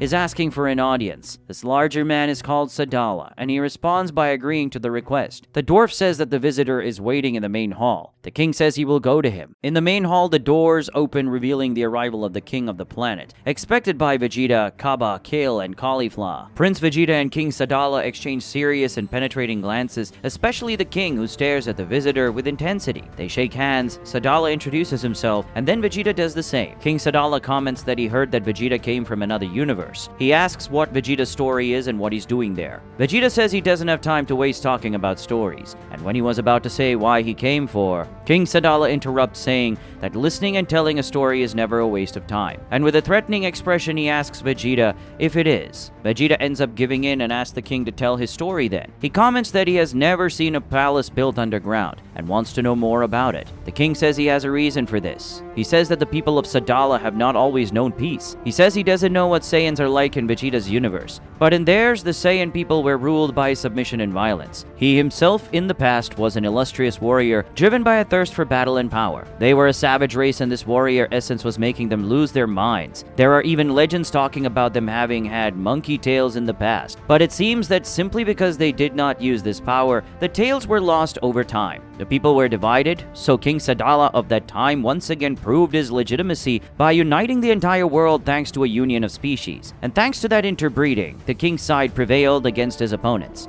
He says that in the beginning he was just a general in the king's army, following his ideals and providing support, but thanks to his unparalleled loyalty he gained more authority and recognition until he became the king's right-hand man. As the years passed and he lived from battlefield to battlefield, he saw many companions die, and so his loyalty to the king grew stronger. He says he was used to seeing blood, and the scar on his face is a witness. But that time, it crossed the line. A man named Gherkin the Bloody hated the king more than his own inner demons. The king defeated him many times but spared his life. However, there came a time when this ended up being fatal for him. He could not bear this loss. Day and night he hunted this man driven by hatred, but to his surprise, the relief that he gained from killing Gherkin was just an illusion. Burying his fist in his stomach didn't fill the emptiness he felt, and when he removed his hand from Gherkin's body, he saw nothing but the emptiness of an endless tunnel. This form engraved in his memory defined the shape of Sadala Palace. As the former king Sadala had no heirs, the people voted for him as successor because of his hierarchical position. To this day, he can't look at himself without thinking about his lost brothers. Since he became king, he has strived to perpetuate the previous king's ideals and work to put an end to this childish war and reunite the camps. The braids he does every morning are a reminder of that. A Saiyan who does not stand for his convictions is an usurper. The king then reveals to Vegeta that he is saying all this because he thinks he already knows the reasons for the visit, but warns Vegeta not to count on them. When the king is about to dismiss him with a goodbye, Vegeta interrupts by saying that he is starting to understand. He then points the finger at King Sadala and says that he is afraid of death. This leaves Kaba and the surrounding guards in complete shock. Sadala is outraged and asks how Vegeta dares to say that. Vegeta smiles. At that moment, he begins to remember some moments in his life, moments in which he let his pride speak louder and was greatly harmed because of it. And then Vegeta kneels down, completely shocking everyone around, especially Caulifla. Vegeta then pleads with King Sadala, father of the Saiyans, saying that no matter what they do, thousands will die. What they have to decide is whether they will act before or not. Vegeta then concludes by saying that a king who doesn't keep his promises is a usurper. Now, on a planet called Nibur, Hit is chased by Frost, who is vehemently begging the assassin to teach him some of his techniques, but Hit continues to deny. Frost asks how he's going to make his enemies suffer if Hit doesn't help him. Hit says Frost has to do this on his own and let him work. Frost asks if this is Hit's technique to make him suffer, and Hit says no. Frost starts to tease. He says he thought they were friends and comments that Hit needs some. Since it's kind of depressing to see him walking around alone all the time, he says they're not that different. He also knows what it's like to be forced to do something you don't want to do, and that's why his species is so persistent. He's saying this because it seems like Hit doesn't like his work, or even his own life. These words seem to affect Hit in some way, to the point where he freezes Frost in time, so he stops talking. In the space of Universe 6, the Capsule Corporation ship continues its journey. Bulma asks Jocko how long it will take for them to arrive. Jocko replies that it will take 2 more days. Bulma thinks Jocko is joking, but he's serious. Bulma gets furious when she hears this and says she hopes he brought supplies, but unfortunately for her, Jocko only brought his super chocolate bar, and with that he could last 4 or 5 days. Chila is also furious with Jocko and he tells her not to bother him too. Brawly offers them the legs of a weird spider he killed, since he ate well before leaving, and And there's juice too, if they're thirsty. Everyone feels like vomiting when he offers this, but Broly finds it all very delicious, much to Chilai's disgust. Not happy with the whole situation, Bulma says it's going to be a long journey. After Vegeta's accusation against King Sadala, one of the robot guards asks if they should act, but the king stops him with his arm and responds by saying that if anyone has to act, it's not them. Then the king speaks to Vegeta, telling him to continue and that he has won his interest. Vegeta says that the king also heard the same warning as them. The war will happen whether he wants it or not. He also knows that this is not just a civil war between Saiyans. Vegeta asks what the king will do when the enemy invades his lands. Will he offer a white flag? No matter how much of a pacifist he wants to be, if he is the king of those he claims to be, his instincts will never allow him to do that. Getting back to his feet, Vegeta says he can't guarantee there won't be any deaths, but he can make each of them, his people, worthy of their names. He may not perform miracles, but he will ensure that each of them takes care of themselves. Vegeta looks at the younger Saiyans behind him and says that there is a lot of potential hidden in them, and he can guarantee that. Caulifla is surprised when he says that. Suddenly, Vegeta feels something that alarms him, and Kaba, feeling the same thing, is very scared. What they are feeling now is the elevation of the ki of the King of Saiyans, who in fury exerts incredible pressure in that place, releasing an energy that shakes the entire environment and makes even the birds in the sky outside the palace feel the danger and run away. But after expressing all this anger in the form of energy release, the king disperses his ki,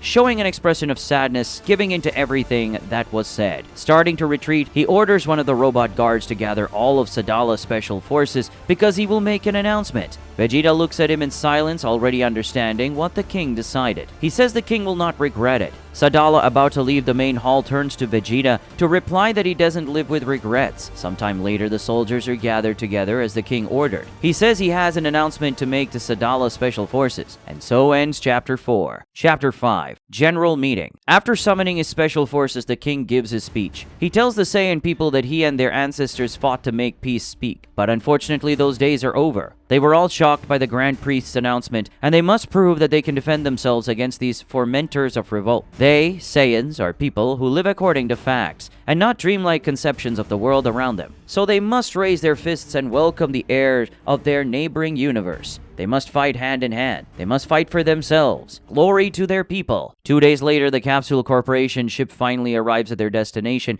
and Jaco is the one who warns them. As soon as he sees them in the sky, a kind of guard signals them to land, implying that this type of visit is normal there, or that the people of the planet already knew about their arrival. The ship lands, and the first to get out is Jaco, and soon after him, the others get out. Jaco says that place isn't bad at all, and that it's better than their rotten planet, probably referring to planet Vampa. With the exception of Broly, the rest of the crew is very nauseous, and Bulma says that she will never taste Broly's food again in her life. Jaco takes a highly technological drone and orders the equipment to find Vegeta. The drone takes to the skies and begins to do its work, initiating facial recognition on passerbys on the planet. Jaco decides to let technology do its work and suggests that they find something to eat. Broly wants to eat Odani spider legs, which is a species of spider that lives on planet Vampa, the same one that caused all the indigestion in the others. Chilai, Limo, and Bulma cry at the thought of eating that again. Jaco finds a small restaurant that sells something called kebab, and he says it looks good. It seems that kebab is this type of fish that the chubby cook is cutting. Jaco approaches, says there are 5 of them, and asks if they can eat. The cook says yes and asks what they want to eat. Chilai orders the dish of the day. Limo asks the same. Bulma orders salad. Jaco orders the kebab, and Broly still doesn't know what to ask for because he's confused.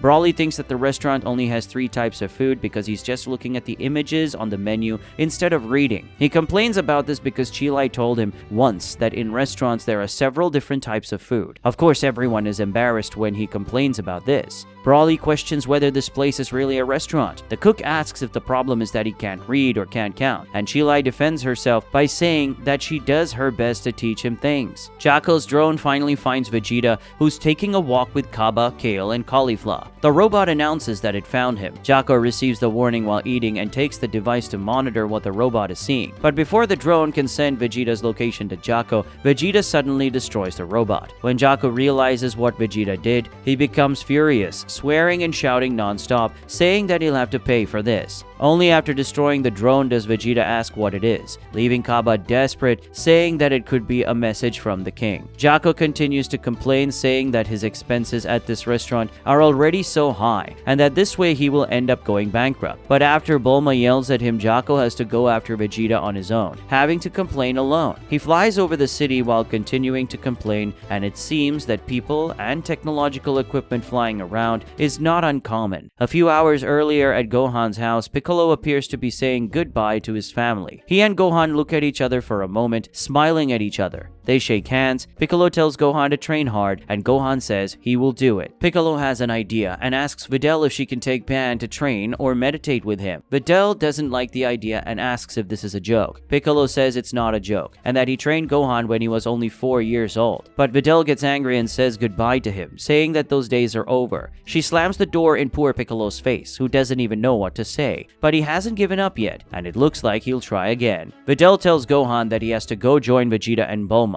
Gohan is afraid of his own wife after seeing how she treated Piccolo. Pan asks what's wrong with her mother and where Piccolo went. Videl shouts for her daughter to go take a nap. Gohan says that women are like that, and that Pan will probably be like her when she grows up. A while later, Pan is in bed reading something when she hears footsteps and sees someone's shadow approaching the door. She turns off the lamp and lies down pretending to be asleep. It's Gohan who enters the room calling her. He immediately sees her magazine thrown on the floor and realizes that she was reading it. He sits next to her and asks if she was reading, but Pan pretends to be snoring. He tells her that it doesn't make sense to pretend to be asleep and that her snoring is really bad. Pan gives up pretending and sits down apologizing. Gohan looks at his daughter for a moment and then he also lies down and hugs her. He says he's going to tell her an important lesson that Pan will use for the rest of her life. He warns that people will always try to impose their views on her, but what matters is what she wants inside. She shouldn't let people tell her what to do. She's pure of heart and he's sure that she won't hurt anyone. Pan asks why her father is saying such strange words, and only now does he remember that she is only 3 years old and won't understand what he is saying. She corrects him, saying she's 3.5 years old. Gohan kisses her and says goodbye, leaving her to sleep. But of course, Pan won't sleep. She waits for him to leave to get the magazine again. Jaco reaches Vegeta, landing right in front of him. The patroller is furious, complaining about Vegeta destroying his expensive equipment. Vegeta says he doesn't care about his robot and asks what Jaco wants. Jaco gets even angrier and says he had to travel for 2 days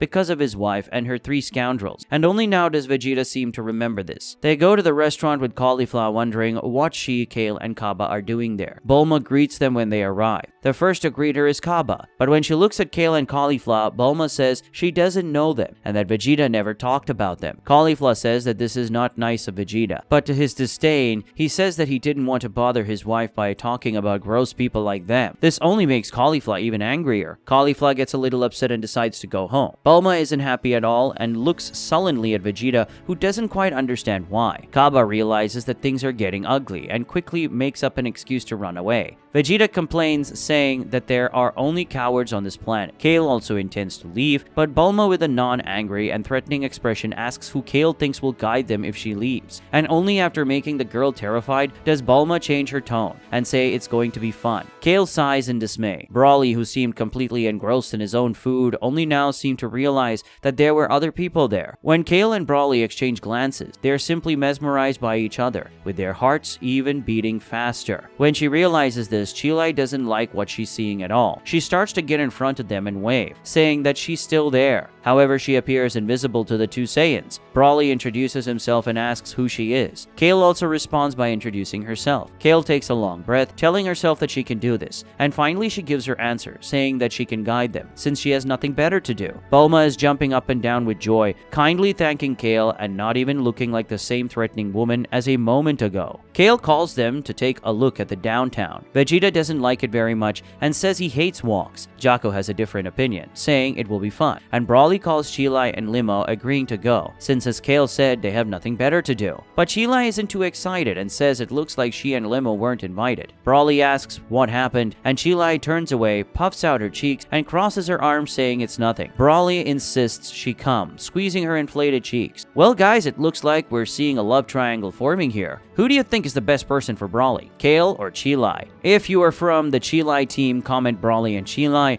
If you're from Team Kale, comment Broly and Kale. well, and also say why you prefer Brawly with the person you choose. Anyway, moving on. Kale announces that they have already arrived at the downtown, which surprises Jaco as they only walked for 30 seconds. She says the town is a little small. Brawly thinks that place is really beautiful. Kale agrees, but Jaco says he expected better, and Chilai says she expected better too. Brawly asks where they're going next now that they've seen the center, but Kale says they can explore a little more. Chilai asks what there is to do in the place and if there are shops. In her mind, she hopes Kale won't be their guide until the end. Kale responds saying yes, there are shops there, and asks if she is Chilai to confirm the name. Chilai confirms full of pride, as if she were marking her territory. Looking at what's going on below them, Brawly says that people seem very busy there. Kale finds his curious behavior in front of such common things strange, and asks what things are like on Brawly's home planet. He says he doesn't do much there besides hunting, and explains that on his planet there isn't much to do or other people. But he takes Chilai on his shoulders and says that at least there is Chilai and he loves her. Kale says that's good. As they get closer, Bulma comments that that place isn't that different from Earth. Vegeta asks why they are doing this then. While exploring the city center, Brawly becomes fascinated by the new thing. He sees a weird animal and says it looks delicious, much to Kale's disgust. Then he approaches two children to ask what they are doing, since he doesn't know the game of who blinks first. He sees a Ferris wheel and asks what is the reason for that, since they can fly. When he sees a girl with a beautiful hat, he approaches her and compliments, saying that she looks very fancy. When Brawly compliments this woman, a trio of bums don't like it very much and complain to him, saying that Brawly is in their territory. Another guy also complains, saying that their females are being stolen. But before Brawly can do anything, Bulma triple slaps the guys. She says they shouldn't treat women like that and tells them to go away. The three quickly run away, their energy disappearing in an instant. Chilai praises Bulma, who says that these types of brats get on her nerves, and it seems like they exist no matter the universe. But she gives them some reason, telling Brawly that it's inappropriate for him to walk around shirtless. Chilai completely agrees. Bulma searches through some capsules in her jacket, saying that there must be something for Brawly to wear there. Finally, she chooses a new technology from Capsule Corporation. She tries to remove the skin on Brawly's waist, telling him that he has to get that stinky thing off. But this really irritates the Big Saiyan, who grabs her wrist tightly to the point of hurting Bulma. Kale intervenes, saying that he can keep it, but if the smell is a problem, she knows a place that sells good perfume. Brawly smiles at her, happy to hear that. Bulma apologizes to Brawly and says she didn't know that things were that important to him. She asks him to put that device on his chest, and Brawly does as she says. Suddenly, that thing turns into a t-shirt. Brawly complains, saying it's too tight. Bulma says it is perfect. Chilai agrees and even blushes, saying it looks good on him. He also blushes and thanks her. On a planet called Crep, Whis, Goten, and Trunks are watching Gotenks fight. The angel has an analytical demeanor, while the boys are very proud of their achievements. Whis ends the broadcast saying he already has everything he needs. Crazy to start training, Goten and Trunks start performing the fusion dance, but Whis says that fusion is strictly prohibited for now, putting them both off. Whis begins to explain his reason, saying that the objective of this first part of the training is to make Gotenks reach his maximum potential. For them, the goal is to achieve something close to maximum potential. There will be 3 steps, and the first is to become one with their inner selves. Simply put, they will have to be able to use their full potential in a strike, whether with physical contact or not. To do this, they will need to face their weaknesses, their emotions, and their inner demons. Goten and Trunks look very serious hearing this, realizing that this training is not going to be easy. Whis materializes a device with his staff and begins to explain the first exercise. In the center of the device, there is a plastic ball. When the device is struck, a red or green light will appear above. When one side of the device is hit, the red light will turn on, and when both sides are hit simultaneously, the green light will turn on. Their goal is to turn on the red light and green light at the same time. For this to happen, their strike will need a certain level of force and also have exactly the same intensity, making the ball in the center explode. For them to be successful, rigor, focus, and explosion will be necessary. For Whis, the hardest part will be having the necessary timing to make the ball explode. Whis makes the real device appear and says that now it's time for them to try. Goten and Trunks look at it curiously. On planet Sadala, training is also about to begin, and Vegeta is the one who announces this. He tells whoever is in front of him that they are the 5th squad, and they already know the 3 admirals beside them. Admiral Ruba, known as the most powerful man on this planet, Admiral Leriak, an experienced strategist and daring warrior, known for having won a battle without mobilizing a single soldier, and Admiral Fennel, the best of the best when it comes to fighting. She dismantled the 182 smuggling ring. It's not a good idea to try to hide anything from her. Vegeta is talking to a veritable army of Saiyans in front of him. He instructs, saying that they will form 4 mixed groups in front front of one of the admirals or himself. Vegeta asks if they heard, and they shout yes, but the Prince of Saiyans is not satisfied and tells them to speak louder. They obey, shouting even louder, echoing across the skies. Vegeta is happy and says he will like this job. Bulma comments on Vegeta's tough personality, and Jaco agrees. Caulifla is caught by Vegeta hitting a companion who apparently looked at her. Vegeta in thought admits that he doesn't know how to deal with Caulifla. He is going to have to be smart. He then makes a decision and orders Caulifla to go to Ruba's group. Caulifla protests, arguing that Vegeta himself said they could use their own groups. Vegeta barely gives her time to complain, already advancing into Super Saiyan, grabbing Caulifla by the hair and telling her not to argue with him. When Vegeta does this, all the Saiyans in that place are absolutely scandalized. Ruba tells Vegeta that he better not use that form. Vegeta doesn't like the scolding at all and asks if he really heard Ruba call him by name, thinking it's absurd. The other Saiyans are very angry with Vegeta's action. They think his actions are not cool, and they also wonder if he's crazy for talking to Admiral Ruba like that. Admiral Fennel reprimands the soldiers, telling them to stop whispering. Lariak defends others, emphasizing the lack of respect that Vegeta is showing. Fennel says that's not the point. She explains that reacting like this, whispering, is not acceptable for a Saiyan soldier, and that such behavior is unworthy of them. Admirals Fennel and Ruba say that if Vegeta has an issue with them, then he has two big issues, since with the exception of the king, everyone there is very skeptical about Vegeta's ability to lead them. The admirals look at Vegeta seriously, making their discontent clear. Vegeta is shocked that his legitimacy as a leader is being questioned. He looks at the others and wonders why everyone is looking at him like that. Vegeta shakes with irritation. Ruba, Lariak, and Fennel prepare for combat. Kaba and Kale try to negotiate peace, saying they can reach an agreement. Vegeta, however, tells them to shut up. He says it seems like they're forgetting who they're talking to. And with his aura of power drastically increasing in intensity, the Prince of Saiyans screams his own name in fury. Vegeta's power rises, going from Super Saiyan to Super Saiyan Blue. Falling next to him, Caulifla looks at Vegeta in fear. The Prince of Saiyans, prepared for combat, tells his enemies to come at him. When Vegeta calls the admirals to come at him, the three tremble at the power released by the Prince of Saiyans. But not only the admirals are impressed by the power of the Universe 7 warrior, everyone else feels great pressure, which is commented on by Kaba. The regular soldiers look at Vegeta in distress, some even looking like they want to run away. They certainly weren't expecting the visitor to have so much power. Vegeta looks at them all with contempt. He says they can run if they want, but he won't be able to even look them in the eye. So they can't come crying to him the day the enemy comes knocking to kill their people. But Admiral Ruba doesn't shy away, telling Vegeta that he's facing them, the Admiral. At an extraordinary speed that surprises the big Admiral, Vegeta escapes his grasp by going to his back. Ruba turns to him surprised, but Vegeta is no longer behind him, returning in front of the bigger Saiyan at an equally impressive speed to hit him squarely in the stomach with a punch, throwing Ruba away without even showing that much effort. Ruba runs over several soldiers because of the force with which Vegeta threw him, shocking everyone. Lariak is the next to attack, coming from behind Vegeta, preparing an energy attack. He fires the attack, which Vegeta doesn't even bother to dodge, and hits him in the head. However, it is indifferent to him. Lariak is blinded by the dust raised by his own attack, and before he can react, he is grabbed and hit by a well-aimed knee from Vegeta. Fennel arrives next, preparing an attack with his energy blade, but Vegeta promptly avoids it, even though it is a blow from behind that he shouldn't be able to see. Vegeta immediately counterattacks, placing his hands on the ground and hitting the Saiyan warrior's abdomen. Fennel is thrown far by his force, crashing with all violence against a rock and apparently falling unconscious. It doesn't take long for that huge rock to start collapsing on her. Vegeta remains serious and calm. Lariak and Ruba seem out of control. Vegeta addresses the other Saiyan. He says they look at him as a monster, a bloodthirsty beast. He asks if they now understand what it's like to feel weak, and if they understand what it's like to not be able to protect their own against an enemy that is far more dangerous. The rock that fell on Fennel begins to crack until energy begins to leak from within the stone, which is finally shattered by the power released by the Admiral, who reveals her Super Saiyan. For some reason, Fennel apologizes to her king, justifying that she had no other choice. She returns to Vegeta ready for more. He, with an expression so calm that it seems disdainful, just adjusts his glove. Fennel invites the other admirals to transform. Lariak and Ruba seem to wake up to their companion's call. They get up, prepare themselves, and finally transform, shouting their determination. Instead of feeling threatened by the increase in power of his enemies, Vegeta is excited and shows this through a smile. On the other hand, King Sadala, who watches everything somehow, doesn't like this, saying it is repugnant. Sadala says that it seems like nowadays they can only trust these robots, and that they all just seem to be getting better at disappointing him. Vegeta complains about the circus that the king is creating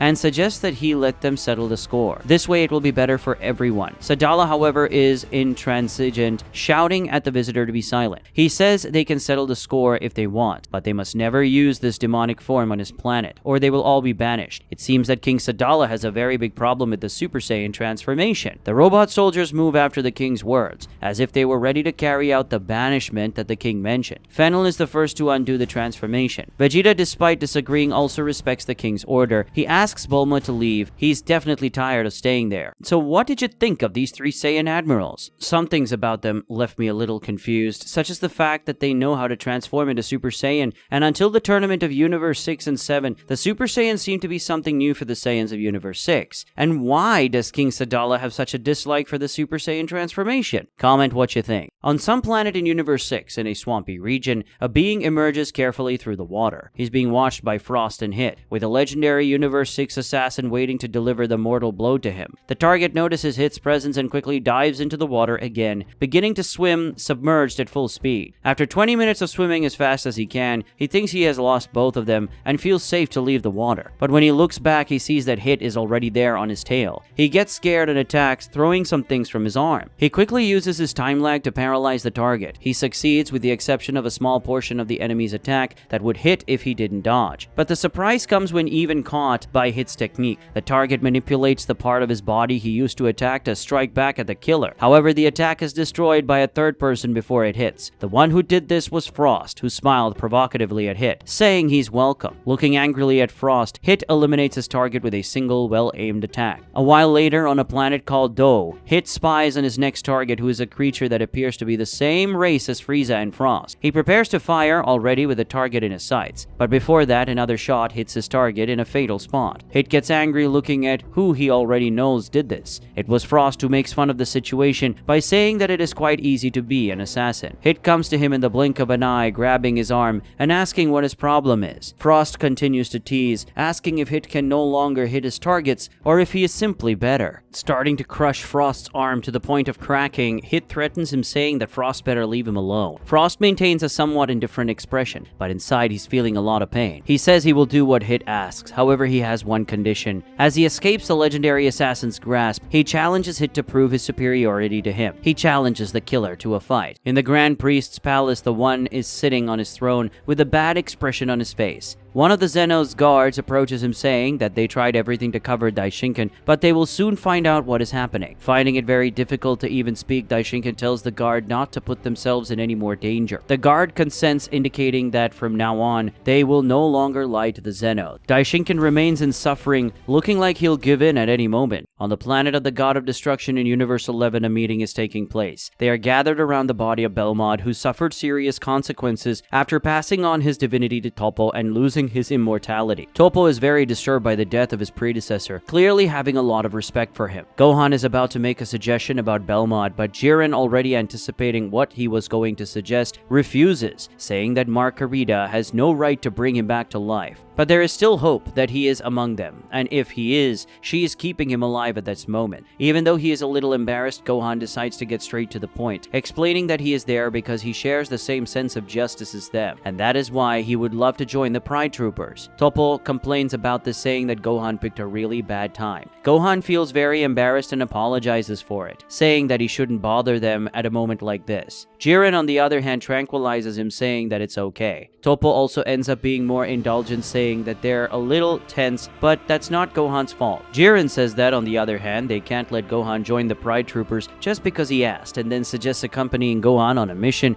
where he's going to be tested. If Gohan agrees, of course. Gohan gets very excited and says that of course he agrees. Suddenly, Dispo, extremely keen ears, hears something, and he tells them to be silent. He pays attention to Belmod for a moment, and then says he can hear him breathing and that Belmod is alive. Everyone is impressed by this, in a positive way. Toppo even sheds tears. On Monster Island, planet Earth, everything seems very peaceful when Android 17 sees something coming from the sky and landing hard on the island, even causing a fire in the forest. The one who leaves this crashed ship is Dr. Pepperoni from Universe 3. He curses the ship he came in, saying it needs some improvements, but then gets down to business and starts looking for 17. But before he even starts searching, 17 already found him, scaring Pepperoni by asking why he's on his island. Pepperoni is startled, about to say that his tracker indicated that 17 was far away, but the tracker itself interrupts, saying that he has arrived, making it clear that 17 simply moved at a speed too high for the tracker to detect. Pepperoni decides to be direct and invites 17 to join him. He says that to reach 17, he even created an android with the DNA of the Kaioshin from his universe. 17 deduces that to find him, Pepperoni took his DNA too. He confirms it, but says it was just a strand of hair. 17 tells him not to do that again and walks away. He also says he is not interested in the proposal. Pepperoni asks him to think about his family and asks how 17 will protect them. He responds that he doesn't need Pepperoni to defend them. Pepperoni says he's too arrogant and asks if he has any idea who his enemies are this time. 17 says it doesn't matter. If they die, it's because that's the way things are. But what he didn't expect was that his daughters were there, and they were screaming for their father. 17's wife says she took the children to play and they ended up listening to him. One of 17's daughters says they don't want to die. 17 assures his daughters that they will not die, and they will all still have many years of joy to live. This vision shatters Android 17's soul. He closes his eyes and scratches his head, clearly changing his mind. He asks Pepperoni what the plan is. The scientist from Universe 3 smiles. The chapter starts by saying that a month has passed, and now we are seeing Universe 11. A reasonably heavy rain is falling over a city. Interestingly, Gohan is walking in the rain wearing a very stylish suit. He is being watched by Jiren and Dispo, who are also wearing suits. Gohan is heading towards a building called the Empire Tower, which is being watched by armed guards. When they see Gohan coming towards the tower,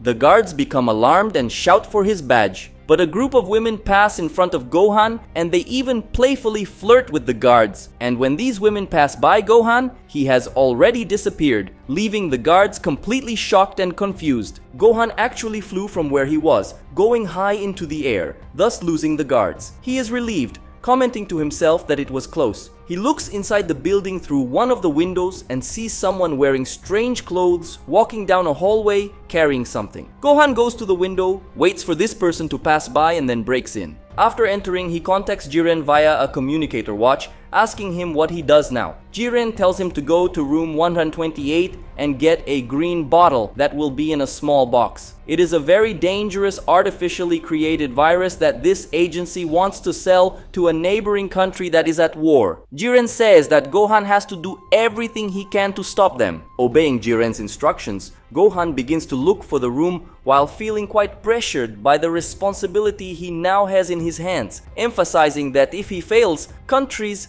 and even entire continents could suffer. He only has one chance. Despite his fear, Gohan is filled with determination and prepares to do what has to be done. When he opens the door to the room, he sees that there are some people gathered there. In fact, it is a real gang or mafia. One of those present at the meeting asks who Gohan is and what he wants there. Gohan, without any talent for lying, says that he is in financial control and is there to carry out an audit. Of course, no one believes what he's saying. Gohan sees the container he's looking for, which isn't too far away. He looks up and in thought, he wonders what his father would do in that situation. Goku really appears to him, or rather, an imagination of Goku that Gohan has. Goku says that in this situation, he would evaluate the enemies and defeat the strongest one first, so the others would escape without worrying about the bottle. Gohan finds that funny, saying that he should already know how his father would think. He thanks Goku anyway, and Goku leaves. Gohan, now knowing what to do, forms a small sphere of energy in his hand and, insisting on the lie about the financial audit, says that everything is in order. He throws the energy onto the table, which releases a strong light that spreads across the place, blinding others. This little time of people at the meeting being blind is enough for Gohan to grab the container and run away. He He apologizes to his father for not following his advice, as he has no intention of hurting anyone there. Gohan flies down the stairs. He tries to remember the structure of the building that he apparently already had access to before starting the mission, and if his memory is correct, one more turn and he will be out of there. When Gohan turns into one of the corridors, he comes face to face with those two guards who recognize him. He brakes to avoid the guards, but when he looks back, he sees the meeting members chasing him. Gohan is now surrounded. Behind him, the members of that meeting, and in front of him, the guards pointing their guns. A while later, Dispo is asking Jiren what they are going to do now, and Jiren replies that he doesn't know. They receive a message from General Caceral over the communicator. The general says that on their part, everything is going well. Jiren says it's been 30 minutes since they heard anything from Gohan. Caceral then instructs that if he doesn't respond within an hour, Jiren must intervene. After that, Caceral reveals that there is another reason for this call. He also called to give the news about Belmod. This makes Jiren and Dispo curious, asking how he is. Caceral says Belmod is with him right now. At this moment we see Belmod standing, but now with a very different appearance. His body is very thin, dry, and still covered by some bandages. Belmod says he's been through a pretty bad situation, but it's going to take more than that to take him down, especially with this upcoming war. On Planet Grape, Goten and Trunks are very tired from training, while Whis is enjoying some treats. The two boys attack together with a punch that hits the machine created by Whis, but they don't seem to have achieved the perfect synchronization to burst the balloon in the center. Trunks scolds Goten, saying he made a mistake.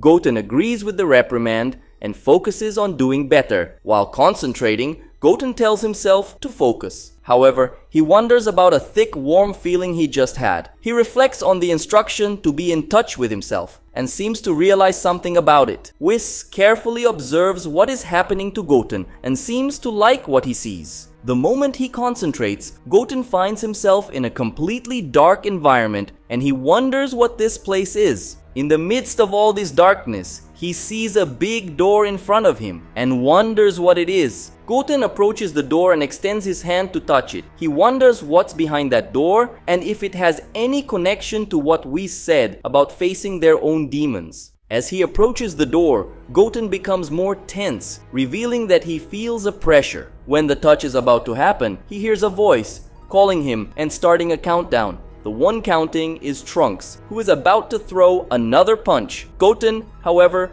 comes back to reality and tells Trunks to wait. Trunks doesn't believe this and asks if Goten is kidding him. Goten also can't explain what's going on, and Trunks says that Whis doesn't explain anything to them. Whis happily chews his food, catching the attention of the two boys, who get a little annoyed. As they stop to reflect on this, Goten comments that without Gotenks powers, things are a little more difficult than they expected, but if they look beyond their own strengths, they can come up with an answer. In his thoughts, Whis notes that they are beginning to learn and appears proud of his newest disciples. At Gohan's house, Pan sneaks through the window and escapes from the house in the middle of the night. As she crosses the night sky, she reveals in her thoughts that she is very anxious to train. Piccolo told her to join him in the southwest forest the day she felt ready. It seems that day has arrived. Already in the middle of his training, Piccolo warns that Pan will arrive soon, so they should start. He's talking to the two Namekians from Universe 6, Saunel and Pilina. He asks them to show what they can do 2 years after the Tournament of Power. Saunel looks a little proud and says that Piccolo will see the new technique they developed.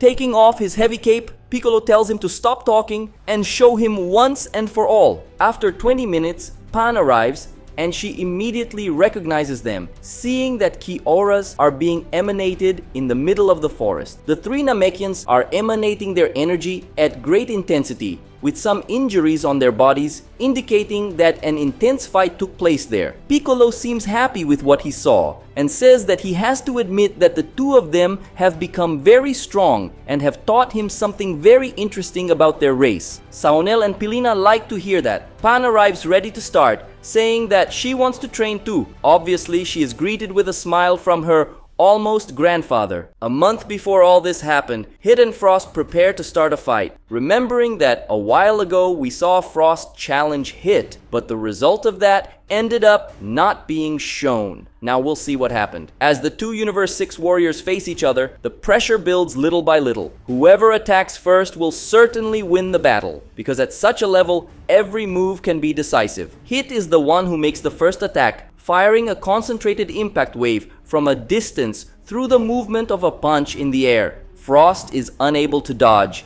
being hit squarely in the middle of his body and injured by the attack, leaving him in shock. With excruciating pain clear on his face, Frost wonders how Hit is doing this. It's as if the legendary assassin's hand is on his heart, pressing down on it and immobilizing his body with chains. In desperation, Frost tells himself that he has to resist and gives a smile despite the terrible situation he is in now. Seeing that Hit has started to use his time skip technique, Frost uses great strength to free himself from Hit's immobilization, while a scream reveals all his effort to achieve this feat. He admits that it was close, but it's his turn to counterattack, and now he knows where to hit to hurt the enemy really bad. Frost disappears from where he is to arrive at high speed on Hit's back. He says maybe he was wrong. Hit doesn't hate his own life. On the contrary, he loves his life, taking great pleasure in lacerating his enemies. Suddenly, a blow hits Hit's body, but surprisingly, the attack didn't come from his back, but from his front, with Frost punching him square in the heart while saying that he's doing nothing more than retaliating for the last attack. But something strange happens to Hit, leaving Frost surprised and confused. When he looks around, sees several Hits close to him. Frost asks if those are clones. Hit says no.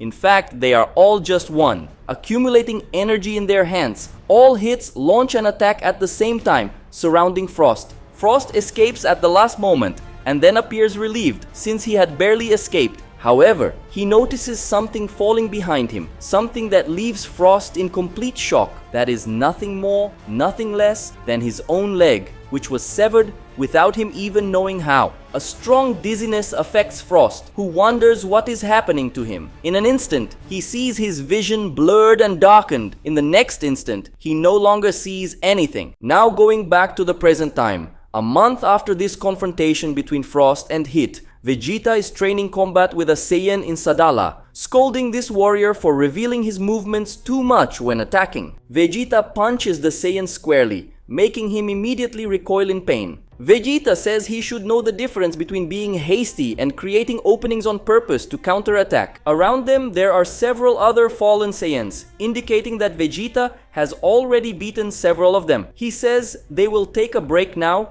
and return to training in 10 minutes. Flying away a little further, Vegeta comments that there are really few of them, and taking a look from above, we see that there really aren't many people there. The soldier who just got beaten thanks Vegeta despite everything. With a broader view, Vegeta sees the few Saiyans gathered in the region and comments that although they aren't many, seeing them train fills him with pride. Now Vegeta lands next to Caulifla, who is receiving feedback from Admiral Ruba, the person responsible for preparing her. Caulifla is complaining about Ruba's instructions, saying that at one point he says that she has to prepare the movement that comes next, that is, think in advance about what to do. On the other hand, he also says that she has to attack at once. Ruba says one thing doesn't stop the other. He reveals that no matter how hard he tries, he can't make a plan of action before starting it, so he started preparing a plan B right in the middle of the action. Vegeta likes what he sees, realizing that Caulifla and Ruba are getting along well. Ruba greets Vegeta, but Vegeta finds the greeting very informal and says that for him it is Mr. Vegeta. Seeing Vegeta leave, Ruba says he's dreaming if thinks he'll be called Sir by him. Meanwhile, Caulifla threatens her companion, saying that he will suffer and that she has a plan B. Vegeta's next stop is where Broly and Kale are being prepared under the instruction of Admiral Fennel. At this moment, Fennel is addressing Broly, saying that he has to stop repressing his energy and deal with it. Now about Kale, Fennel says she should gain a little more confidence. Kale's lack of faith in herself is what blocks her. Getting very close to Kale with a slightly strange smile, Fennel says that she is a very smart woman and that she saw this from the beginning. This makes Kale blush a little as the Admiral's hand touches her shoulder. Was this a prank, and did Kale like it? Well, at least Vegeta liked what he heard and tells Kale to listen to what Fennel says, so she can go far. At another point, Admiral Lyriac talks to Kaba. Lyric says that in the month he was with Kaba, he can see his younger self in him. Lyric says that Kaba lets himself be carried away by his emotions, but a true Saiyan isn't like that. Logic, patience, and bravery must come before instinct, haste, and doubt. Kaba listens to this criticism and advice very carefully and willingly. Vegeta asks to speak to Kaba for a minute. Kaba agrees, but asks why. Vegeta tells him not to ask questions. At night, in old ruins on the planet, our best-known Saiyans are gathered. Caulifla asks what they are doing there, in a complaining tone. Kaba says that it was Vegeta who asked him to gather everyone there. Vegeta decides to keep it brief and get straight to the point, explaining that he was observing their groups today. He comments that their admirals seem to have things to teach them, and that's a good thing, but when it comes to fighting, they are much better. Just a quick observation, this speech from Vegeta makes it clear that despite these admirals being superior in the hierarchy of the planet's army and also being able to use the Super Saiyan, Kaba, Keiyu, and Caulifla are more powerful than them. This is a doubt I had when the admirals appeared in the story, since at the time of their first appearance, some lines suggested that they could be stronger than Kaba, Keiyu, and Caulifla. In my opinion, this would be a little strange, since if warriors more powerful than them existed in the Saiyan army, Kaba wouldn't have called Kale and Caulifla to the Tournament of Power, but rather the three admirals. Anyway, I just wanted to make this brief comment about the scale of power that was clarified by Vegeta's speech just now. Continuing, after commenting that the admirals, despite being wiser than these young warriors, are inferior when it comes to power, Vegeta decides that every night from now on, they will meet to fight. Transforming into Super Saiyan Blue, he asks everyone to use their best forms. With great excitement, Caulifla explodes the fiery and electric aura of her Super Saiyan 2, revealing with a scream that she can't wait. More restrained, however, showing his satisfaction with a smile, Kaba also transforms into Super Saiyan 2. Even more restrained, certainly controlling herself to the maximum, Kale evokes her legendary power. Broly becomes very attentive when he sees Kale's power emanating, certainly noticing the similarity in their powers. Vegeta tells Broly to use the form he used during their fight, no matter how much he loses control. Broly says that since that fight, he hasn't used that form again, and all he has of it are vague memories. This means that Broly doesn't seem to know how to use those transformations that we saw on Earth. Vegeta quickly understands the situation and asks Kale to help him. Kale agrees and actually seems to like it. Vegeta says that in the meantime, Broly's Super Saiyan will be enough. All the other Super Saiyans present their agree with this, showing this agreement through their expressions. Vegeta asks if he's ready. Broly's response is to evoke his power, releasing a dense aura of energy while showing great effort in his expressions and exploding his power with all determination. For a moment, the pupils disappear from Broly's eyes, and his hair changes color and appearance. In the next instant, he announces the arrival of his Super Saiyan with a thunderous war cry, expelling power. After transforming, Broly prepares for combat. In the sky, Vegeta contemplates the dawn, bathing his injured body in the rays of morning sunlight. Below him are the other Saiyans. Kale, Kaba, and Caulifla are down, their bodies badly injured. The one standing is Broly, also showing some injuries, but much less than the others. Among the fallen, Kaba and Keiyu show, with their smiles, satisfaction with the result of the training. Caulifla, on the other hand, doesn't seem all that pleased. The first to stand up is Caulifla, commenting that without a doubt Broly's potential is as great as Kale's. Kale is also trying to stand up, but she is more shaken and in more pain than Caulifla. Broly just smiles,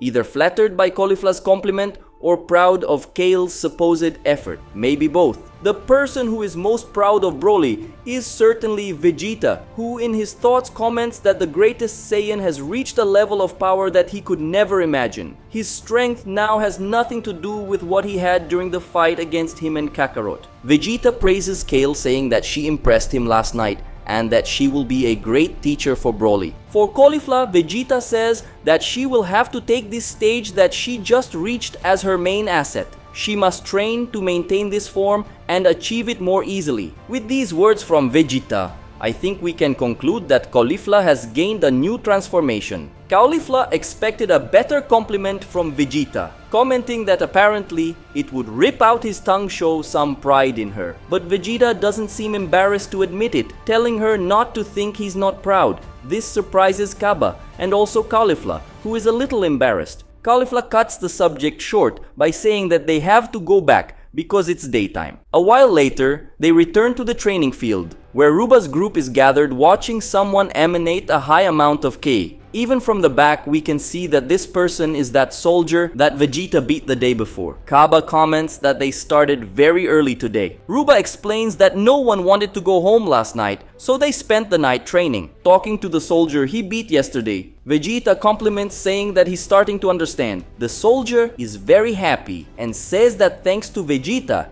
he is able to explore his full potential, and he's not the only one. Vegeta notices that there are a lot of new people there, men, women, and even children, who seem inspired to train. This soldier explains that these people are his friends, and also friends of friends. After learning about his training with Vegeta, they got a taste back for combat. An older man, who claims to be the dean of a region 2,000 kilometers away, confesses that he was intrigued by the story of a man who would train Saiyans like in the good old days. Another man introduces himself as a former soldier who, after training there reached his ears, thought it might be good to return to work. Vegeta ponders some things after hearing all this. He says everyone should know what awaits, then asks if they're ready to take the risk. The one who responds is another man, saying that there is no other choice. If they don't fight, no one will fight for them. The old man speaks again, saying that if they die, at least they fought to the end. After all, they'll never really be ready. Vegeta really likes to hear these things, showing an excited smile on his face, saying it's about time. Talking to Kakarot in his mind, Vegeta shows hope that maybe they can actually win. Equally excited and hopeful are the three admirals, Leriak, Fennel, and Ruba. In one of the residences on planet Sadala,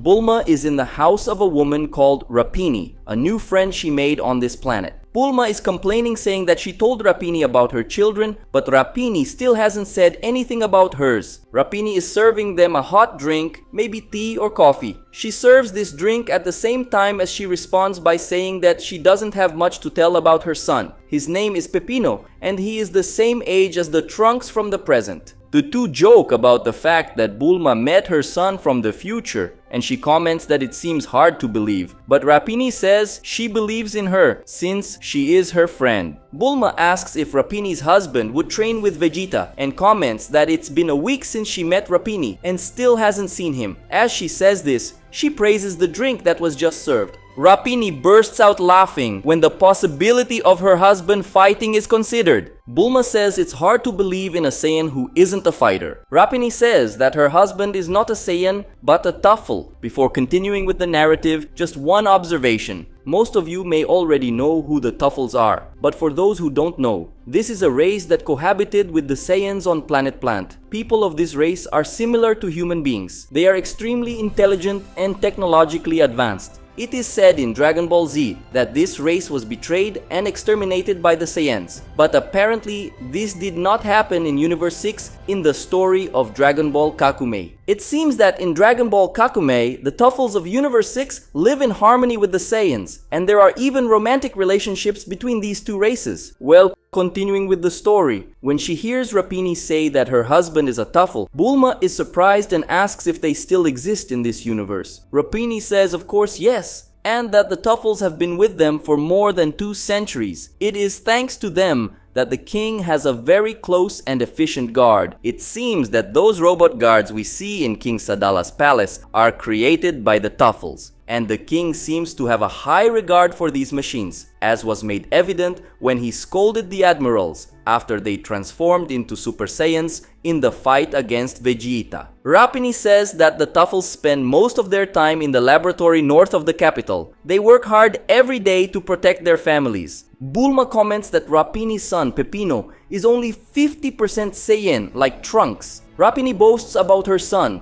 saying that he has the intelligence of the Toffle people and the strength of the Saiyan people. He's a brilliant child. Bulma says she hopes Rapini introduces her to Pepino and her husband. Rapini says she wants that too. Bulma decides to take advantage of her new friendship and asks if she could visit the Toffle laboratories. Rapini says that under normal circumstances, it is difficult to get in there, even with permission. Luckily for Bulma, she's a great woman with a great husband who will be home tomorrow, so it's not impossible. Her husband might agree to take them there. Bulma can't contain herself with so much joy and asks if she'll really be able to go there tomorrow. Rapini confirms. Bulma opens her arms and calls her friend into a hug, saying that they will revolutionize Sadala's technology. Rapini responds, and the two share a tight hug. But she tells Bulma to prepare, because what she's about to see is the most cutting-edge technology in Universe 6. Taking a good look at the size of the laboratory, it seems like it is truly an impressive thing. Now we're going back in time a month to planet Calamant in Universe 9. It's the planet of the Trio of Danger, the destination of Tien, Krillin, and Yamcha. Basil, talking to the three Earthlings, curiously asks what they came to do in this godforsaken hole. Krillin says that Gohan said it might be a good idea to train with them for the upcoming war. The three laugh at this, but only later does Bergamo seem to pay more attention to what was said and ask what he means by war. It seems like they don't know about it. Krillin, Tien, and Yamcha look at each other. They are a little surprised by this. Tien mentions the Daishinkan's message and asks if they don't remember. Bergamo doesn't know what he's talking about. Yamcha then confirms the suspicion that they don't know what's going on. Krillin begins to think about this and concludes that the Daishinkan's message could not be heard because of the layer of clouds covering the planet. Yamcha is disheartened when he hears this and suggests that there may be several planets that don't know what will happen because of this type of problem. Krillin says he will explain everything to them. After everything is explained, they are very worried. Bergamo decides not to waste time and calls them to fight with the intention of seeing what they are capable of. The three Earthlings also didn't want to waste time and immediately got into a fighting position. The smiles on their faces show their eagerness to begin with, indicating that this is what they have been waiting for. The first to advance is Tien, but he is thrown back after being punched squarely in the face. Fortunately, that was just a mirage. The real Tien attacks from behind Bergamo, who turns towards him at the same time as Krillin takes advantage of the distraction to approach from the front. Bergamo this time hits the real Tien with a kick, while Krillin prepares and launches a Destructo disc at him. Bergamo is almost hit by the cutting disc, but he reacts quickly by using his tail to jump and dodge the energy and advance against Krillin at the same time as the Destructo disc goes towards Tien. Before being hit by the opponent, Krillin uses the solar flare to blind him and intercept the attack. With Bergamo temporarily stunned by blindness, Yamcha comes to attack. He uses the Wolffang Fist, targeting Bergamo with a series of attacks containing all of his strength. However, Yamcha is surprised to realize that his opponent is growing, until it reaches the point where he looks like a scared little child in front of the Canine Man. Bergamo accumulates energy in his hands to attack. Tien arrives in a low flight, with Yamcha doing a jump over him. The punch comes, but Tien dodges at the same time as he lands a direct kick to Bergamo's face, even drawing blood from the Universe 9 beast. The three Earthlings are very proud of this blow. The problem is that it only served to enrage the Beast Warrior, who is now preparing to use even more power, gathering energy in his hands. Krillin, Tien, and Yamcha come together to respond to the upcoming attack. Bergamo releases his energy in parallel with a furious shout. Krillin shouts to his friends, telling them to remember why they are there. Tien says they are there to transcend their limits. They will show Goku that all these years spent with him serve them well. Together, they launch a wave of power to counter Bergamo's attack. An incredible clash of energies takes place, destroying the ground around it. And Lavender comments that he didn't think they were so promising. Basil says that the two bald men didn't seem that effective in the Tournament of Power and that he doesn't understand. Lavender says these three are just like them. Their real strength comes through collaboration, while individually, their lack of power can seem glaring. Krillin asks if they are ready, and then, amid shouts of effort and determination, the Earthling trio releases even more power, giving everything they have to win this dispute. The result is a large explosion, which highlights the full amount of power and energy present in those attacks. On the ground, a huge crater serves as a witness to all that power released. Unfortunately, the result was not what was expected. Krillin, Tien, and Yamcha are on the ground, defeated. At least, despite the defeat, they are smiling. In some way, they are proud of what they managed to achieve. Bergamo, even though he has no apparent injuries, admits that he almost got serious in this fight, a way of praising the three. He asks Basil to find a place for the visitors to rest. Basil obeys. Meanwhile, on planet Sidra, the god of destruction is talking to the Supreme Kai about such a scheme that they have 2 years to complete. Sidra says they have to be one step ahead of the enemies and attack before they can react. The Supreme Kai, called Lo, is very thoughtful. The angel, Mojito, doesn't seem to like what is happening and quickly approaches them asking what they are talking about. Lo seems a little nervous, and calling Mojito sir, he lies and replies that it's nothing important. Mojito is insistent, demanding a more direct answer. Sidra insists that it is nothing important. He also looks tense. Mojito doesn't like this, and with an absolutely threatening stance, says that he'll have to watch them more from now on. Sidra gets even more tense when he hears this. Lo is more skilled at lying despite his nervousness. He assures Mojito that they would never act on their own in a divine conflict like this. Mojito likes to hear this, but he still doesn't seem convinced. When Krillin wakes up, he's all bandaged up. Yamcha, who was apparently arguing with someone, says that he told that Krillin would wake up without a Senzubin. Tien hits him, telling Yamcha to stop being proud and thank them for their care. Krillin is a little discouraged, looking at all these wounds and wondering what will happen when they have to face more numerous and bloodthirsty enemies. Yamcha says they have less than 2 years left and they will learn, but he questions how they will know when the war starts. Bergamo says that Sidra and Lo will warn them and that they can trust them. Lavender makes fun of Tien, saying that he must be able to see through the clouds with this frontal eye. Everyone laughs except Tien. Basil asks why he has a third eye. Tien says that he is a descendant of the Three-Eyed clan, which has this particularity, but they no longer exist. He reveals that when he was a child, the wise men of his clan used to tell him about old legends about the presence of the third eye. Some spoke about divine presence, others about prophetic signs, and people outside the clan saw them as demons, but his elders always told him to make that difference his strength and identity. He joined the Crane School and met Chiao Tzu, his best friend. But returning to his village, he discovered that his entire family had disappeared. He spent many years looking for them, but then he made the decision to make the Crane School his second family. Sometime later, he met Krillin, Yamcha, and Goku, who were studying martial arts at a rival school. Tien realizes that he got off topic and goes back to talking about his extra eye, saying that it is nothing more than a physical characteristic, nothing related to ancient prophecies. Yamcha jokes that there is everything on Earth. The king of the planet is a dog, and there are even people without noses. In this last part,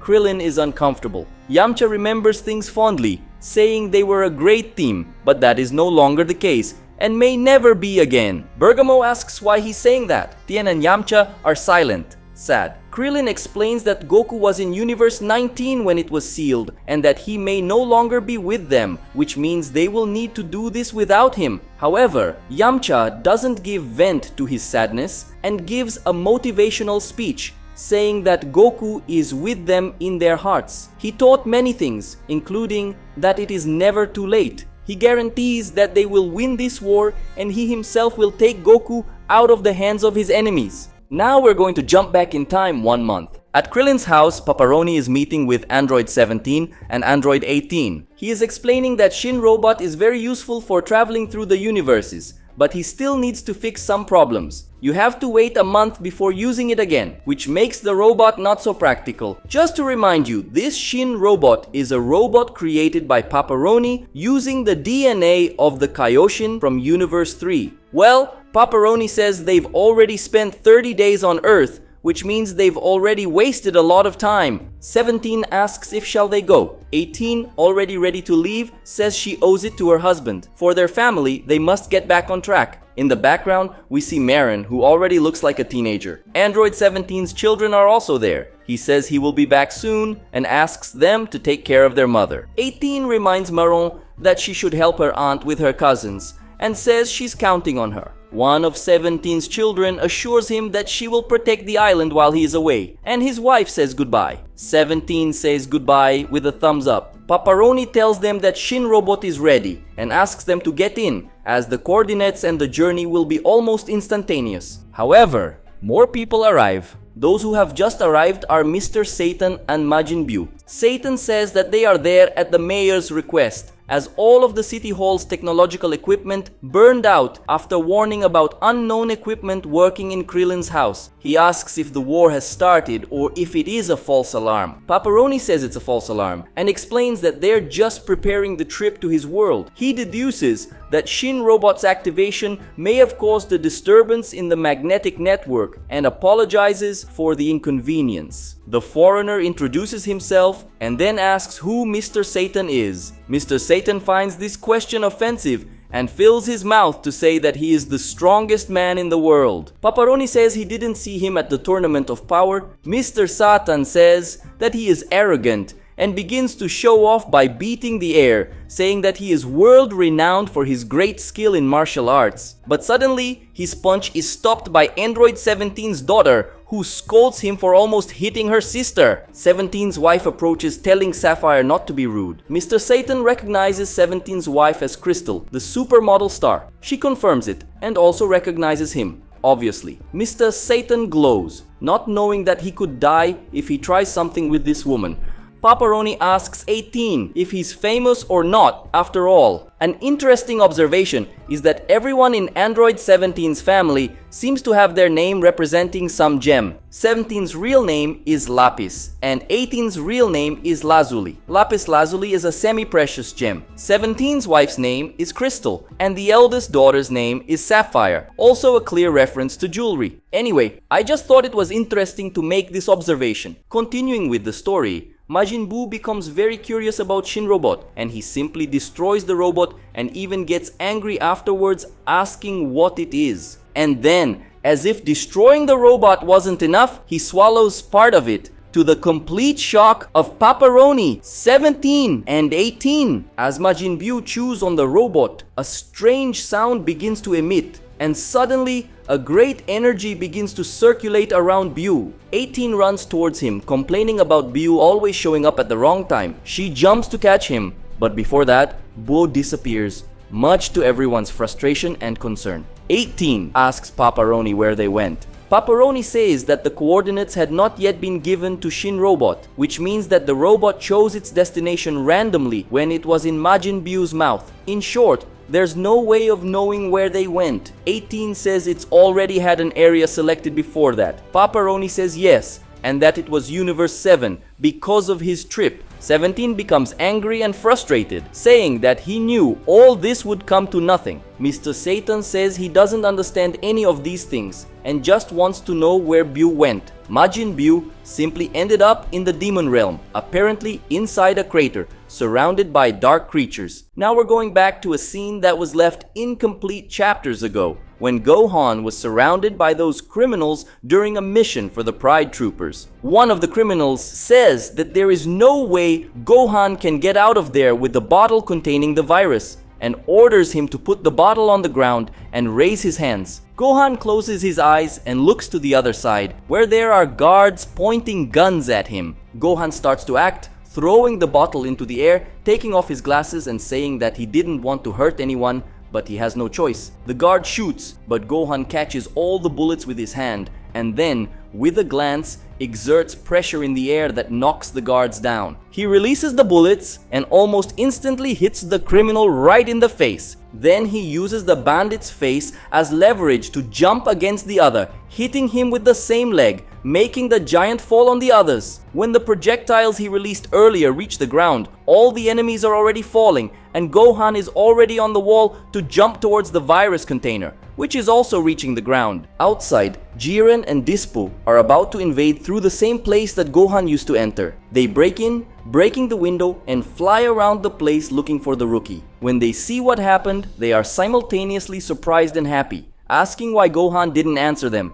Gohan is doing very well and says things were a little hectic there. Dispo asks why he went down there. Gohan asks what he means by that. Dispo says he could have used the same window he used to enter to escape, but it seems that Gohan simply forgot about it, much to the irritation of the other two. Sometime later, the criminals were being taken away by the army. One of the bandits even tries to escape by claiming to be a soldier who works for the government. Jiren says that regardless of everything, Gohan completed the mission. A group approaches in a very badass way. Gohan immediately recognizes them as the other members of the Pride Trooper. General Kasseral gives his verdict on Gohan, saying that he did his duty, and more than that, he managed to have his bravery and merit praised by Jiren and Dispo. He had already proven himself as a warrior in the Tournament of Power, but now he proved his ability to serve the innocent. Kasseral says that Gohan is now one of his proud brothers. He is the 82nd member of the Pride Troopers. Gohan receives this news with a proud smile. After all that, they go to a place called La Taverne, a chic restaurant.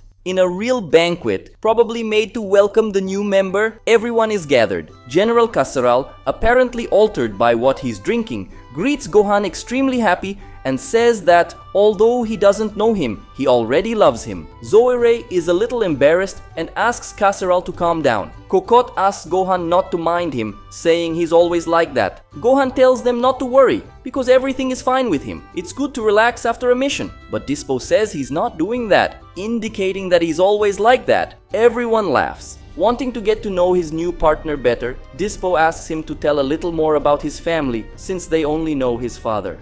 Gohan says he has a younger brother who is 16 years old, referring to Goten. His mother's name is Chi-Chi. She is an exemplary mother who really wants his and his brother's success. He loves her very much. He is married to a woman named Videl and has a daughter named Pan. Dispo is very excited when he finds out that Gohan has a daughter. He says she must be cute and asks to see a photo. Gohan shows a photo of him with Videl and Pan. Dispo is very happy with this and decides to show a photo of his family too. Gohan asks if he's a father too. Dispo says yes, looking for a photo in his pocket. And when he shows the photo, we see that Dispo is the father of a real litter. Gohan finds this funny and comments sarcastically that Dispo has a small family, but it looks like Dispo's family isn't just that. He says this was his last litter, and he is very proud. Gohan is stunned when finds out he has more litters. Kettle sees that someone has just arrived and tells everyone. When the door opens,